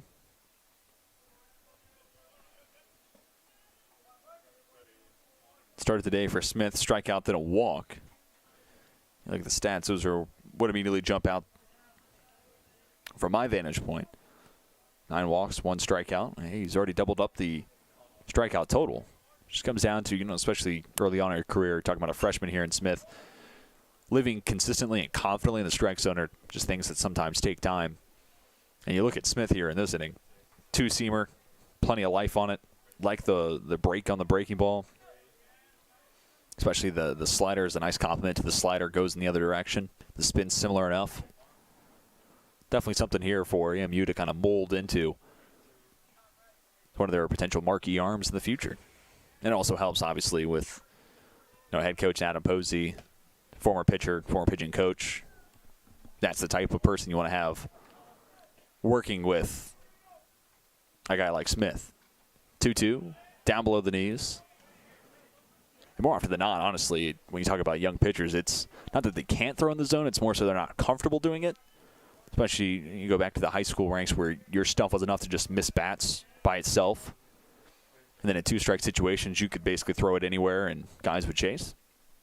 Obviously, drastically different, especially inside the ODAC, the most competitive Division III conference in my eyes. Collins makes some loud contact, shoots it to center. There's the second out, retired for Marcus Smith.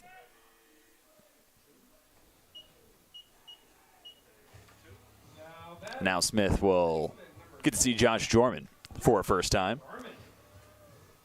Jorman's gone 2 for 3, single, double, drew a walk. His last plate appearance.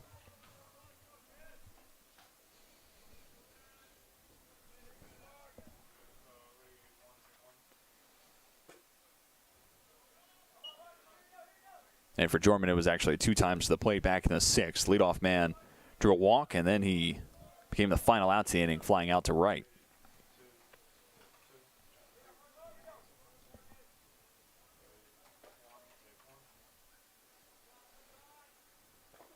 The 1-0 comes too far inside, and looks like it hit just above the elbow of Jorman. He's up the first base line and aboard safely. 96th hit batter this season for the Hornets. By far and away, top mark in the conference. 2 on, 2 down for Riley O'Donovan.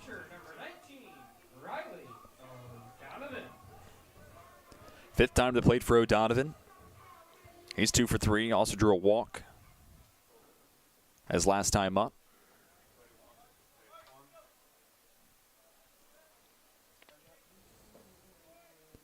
First pitch fastball, low and in. Count starts at 1-0.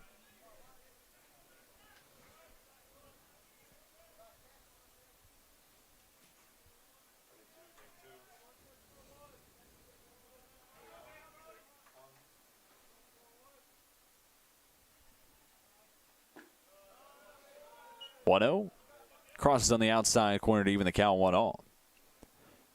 Neither runner being held on. The focus here for Smith is on O'Donovan at the plate.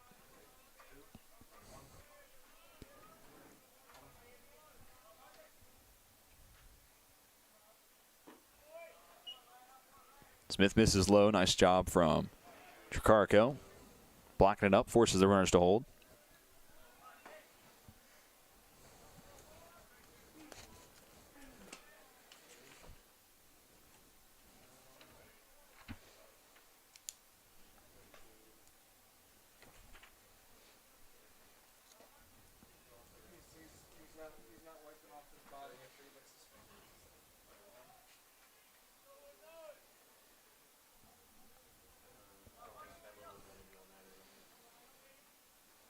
2-1 on its way.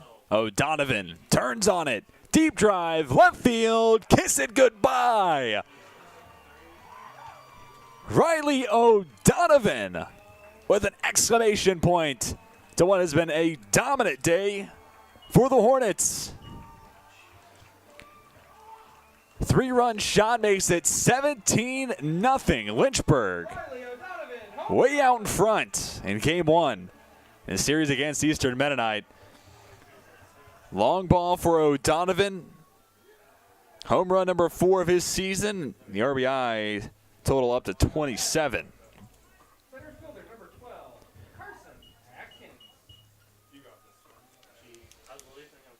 Third home run of the game for Lynchburg's offense. It starts with Neves, 2-run home run in the first.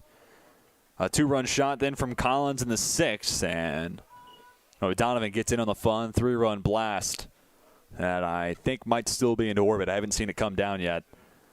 0-1 count. Atkins at the plate. Tough to follow that up. Atkins, line drive, left field. One hop, and it's at the wall. 16th hit of the day for the Lynchburg offense, and it's a double for Atkins. His first extra base hit, 3rd hit in total.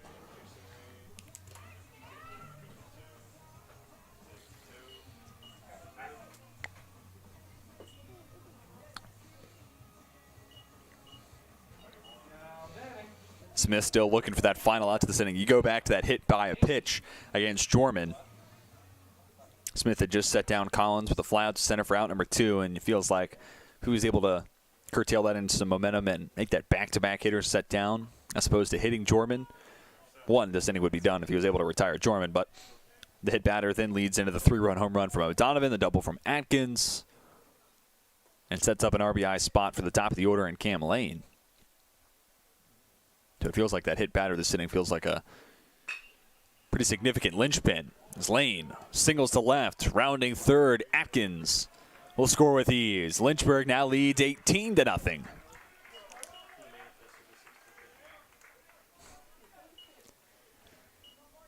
Cam Lane now 4 for 4 this afternoon. And that goes along with a sacrifice bunt back in the 2nd and a walk as a leadoff man in the 1st.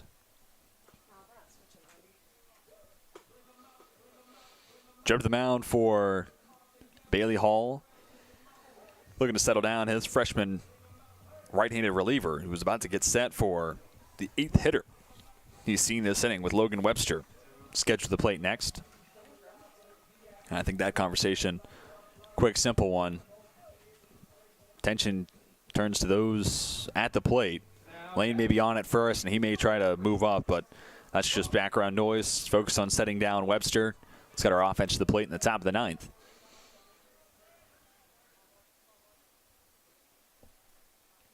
Already 4 runs across, home half the 8th inning.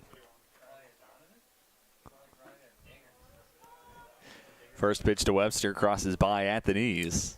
Count starts at 0-1.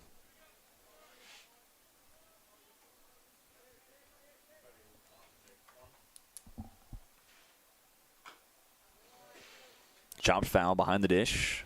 Count now 0-2. Which you see Smith pounding the strike zone. Able to live with the knees. And a pitch away from bringing to close to the 8th inning of action. The 0-2 breaking ball just goes off the end of the bat of Webster. Do it again at 0-2. 1 for 5 afternoon for the Hornet right fielder. They hit a big one, 2 RBI triple in the 6th.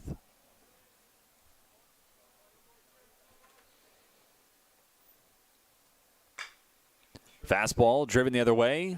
It'll hold up. Jones there to catch the line out to right for out number 3.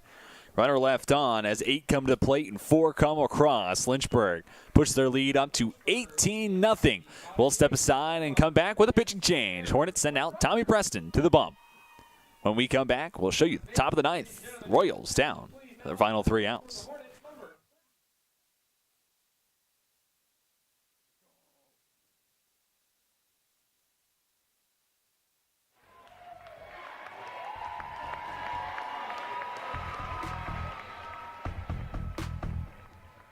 If I'm walking around over on the crowd side, I always hear someone yelling, "Hey Nat, take our picture. Hey Nat, get this," or something, or "Hey Nat, you got that shot?" Like, so I'm always like trying to photograph the crowds and my friends calling my name.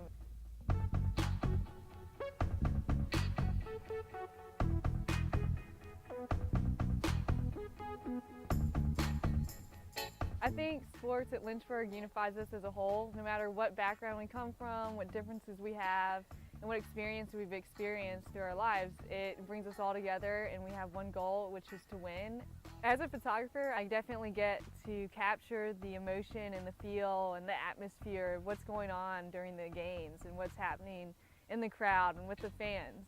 We have hugely dedicated fans here at Lynchburg. They come out whether it's rain, snow, sleet, windy, and no matter what, like they will come out and support their team and cheer them on. They will sit through anything. It's just, it brings us all together as one.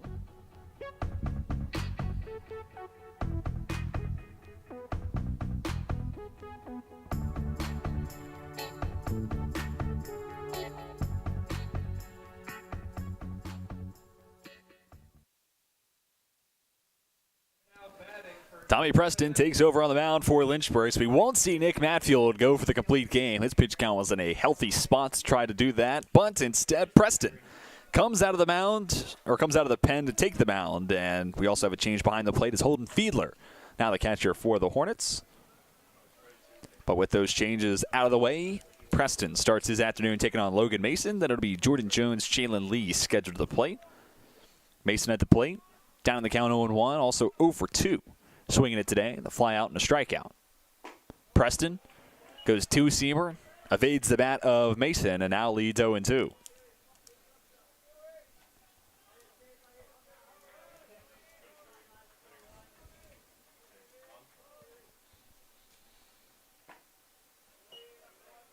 The 0-2 misses off the outside corner. Finalized line for Matfield. 8 innings tossed, 3 hits, no earned runs, just 1 walk given up. 2 strikeouts, 1 forwards K, 1 backwards K. And Matfield certainly a standout shower or standout performer this afternoon and in line for win number 9 to his season.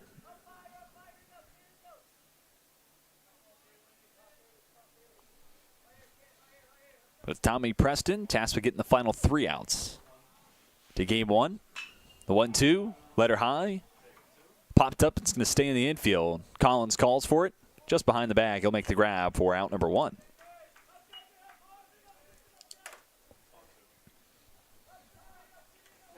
And for Preston, this becomes his 7th appearance of the season. He has yet to issue a run. Knock on wood, of course. Now through 6 innings tossed, giving up just 3 hits, 3 walks, 5 strikeouts this year. Left-on-left matchup. Preston versus Jones. Breaking ball misses downstairs. And, of course, assuming the score holds, 18-0, Lynchburg in front.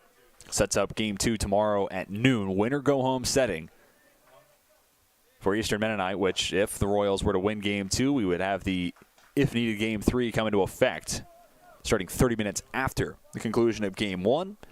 For Lynchburg, might see Zach Potts. Normally the Game 1 weekend starter. Did not see him this afternoon. That was Nick Matfield.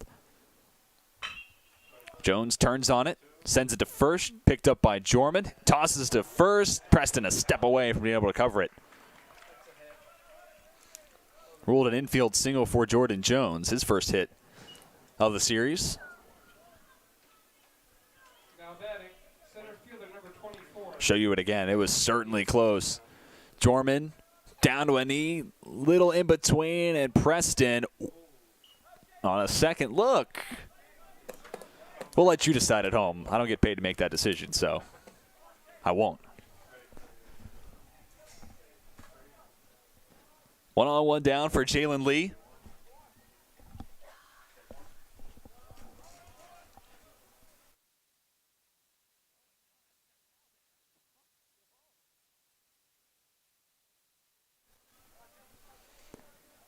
Lee at the plate. Enjoyed a nice afternoon for EMU. He has 2 of the 3 hits to where we are now for the Royals. Singles in the 4th and the 7th.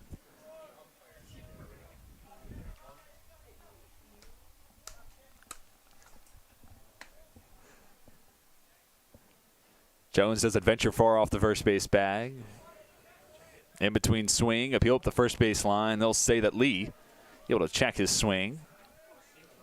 Counts at 2-0.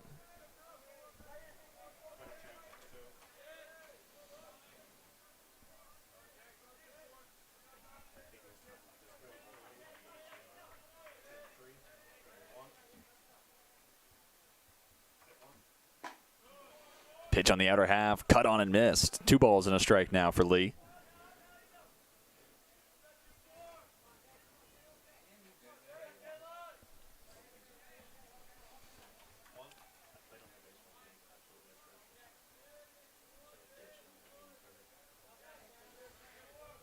Preston with the signs from Fiedler.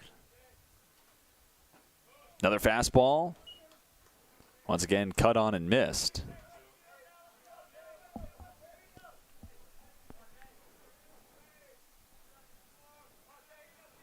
So an even count, barring a double play. Brent Lindsay is the man in the on-deck circle.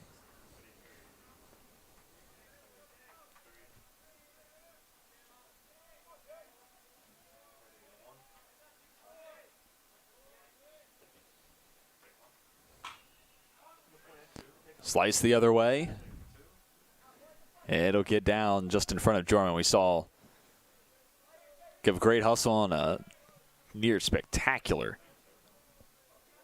play a couple of innings back. He did make a catch right up against the first base side railings for the final out in the 2nd. Certainly no shortage of hustle in Josh Jorman's game. 2-2 the count. Preston misses high and tight. Full count now. Lee looking to reach for a 3rd time. Meanwhile, Preston looking for his first strikeout of the afternoon, or I'm sure he'd welcome a ground ball double play. Wrap things up here in the top of the 9th.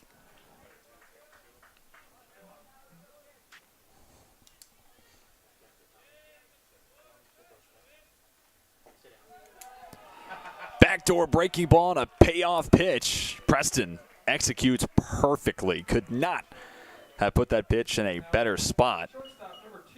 Backwards K, good for out number 2. Here it is again.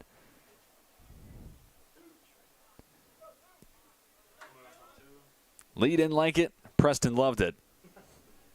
That about sums up the world of being an umpire. 2 away now. Still have Jordan Jones on at first. Brett Lindsay to the plate for a 4th time.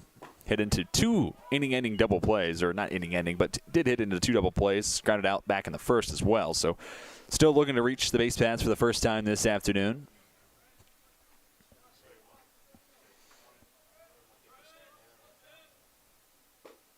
The 0-1, this is above the letters.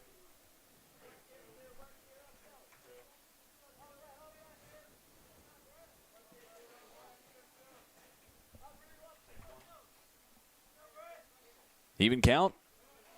Fastball, cut on and miss for strike 2. The Orioles in game 1 of our series down to their final strike.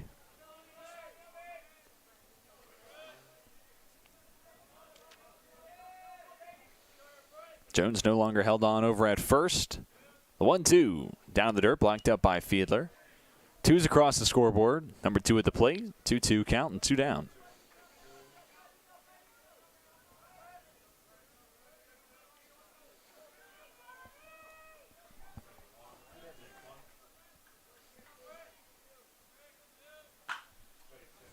Two rolled foul at the third base line. A couple fastballs for Preston. Interesting to see if he tries to go backdoor like he did against Jalen Lee.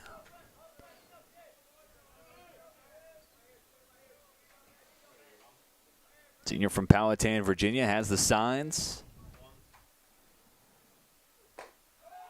Deals fastball on the inside corner. And it's a called strike 3, back-to-back backwards Ks for Tommy Preston. Bring a close to game 1 in our opening series, the ODAC postseason tournament, the 1-8 matchup.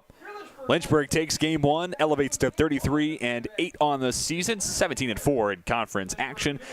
Meanwhile, 8 seed Eastern Mennonite now 12-23 on the season, 7-14 against ODAC foes. 18-0 final score in game 1. Nick Matfield gets the win for the Hornets, his 9th of the season. Hunter West will get the loss for EMU. No save given to Preston, but they toss a scoreless. Top of the 9th inning. 3 home runs power Lynchburg to a game 1 win, all on top of a 3-hit performance for Nick Matfield as the sophomore collects win number 9 of the season. Hope to have you with us tomorrow. Noon is when we're going to get underway with Game 2. If Lynchburg wins Game 2, that will do it. The Hornets will be down in North Carolina for the continuation of the ODAC postseason tournament. If not, EMU has the chance to extend their season and force a Game 3 tomorrow as well. Hope to have you with us. I'd like to give a shout out to my director, Sam Rice, the rest of our fantastic LHSN broadcast crew. Until tomorrow, my name's TJ Wingard, and we are signing off.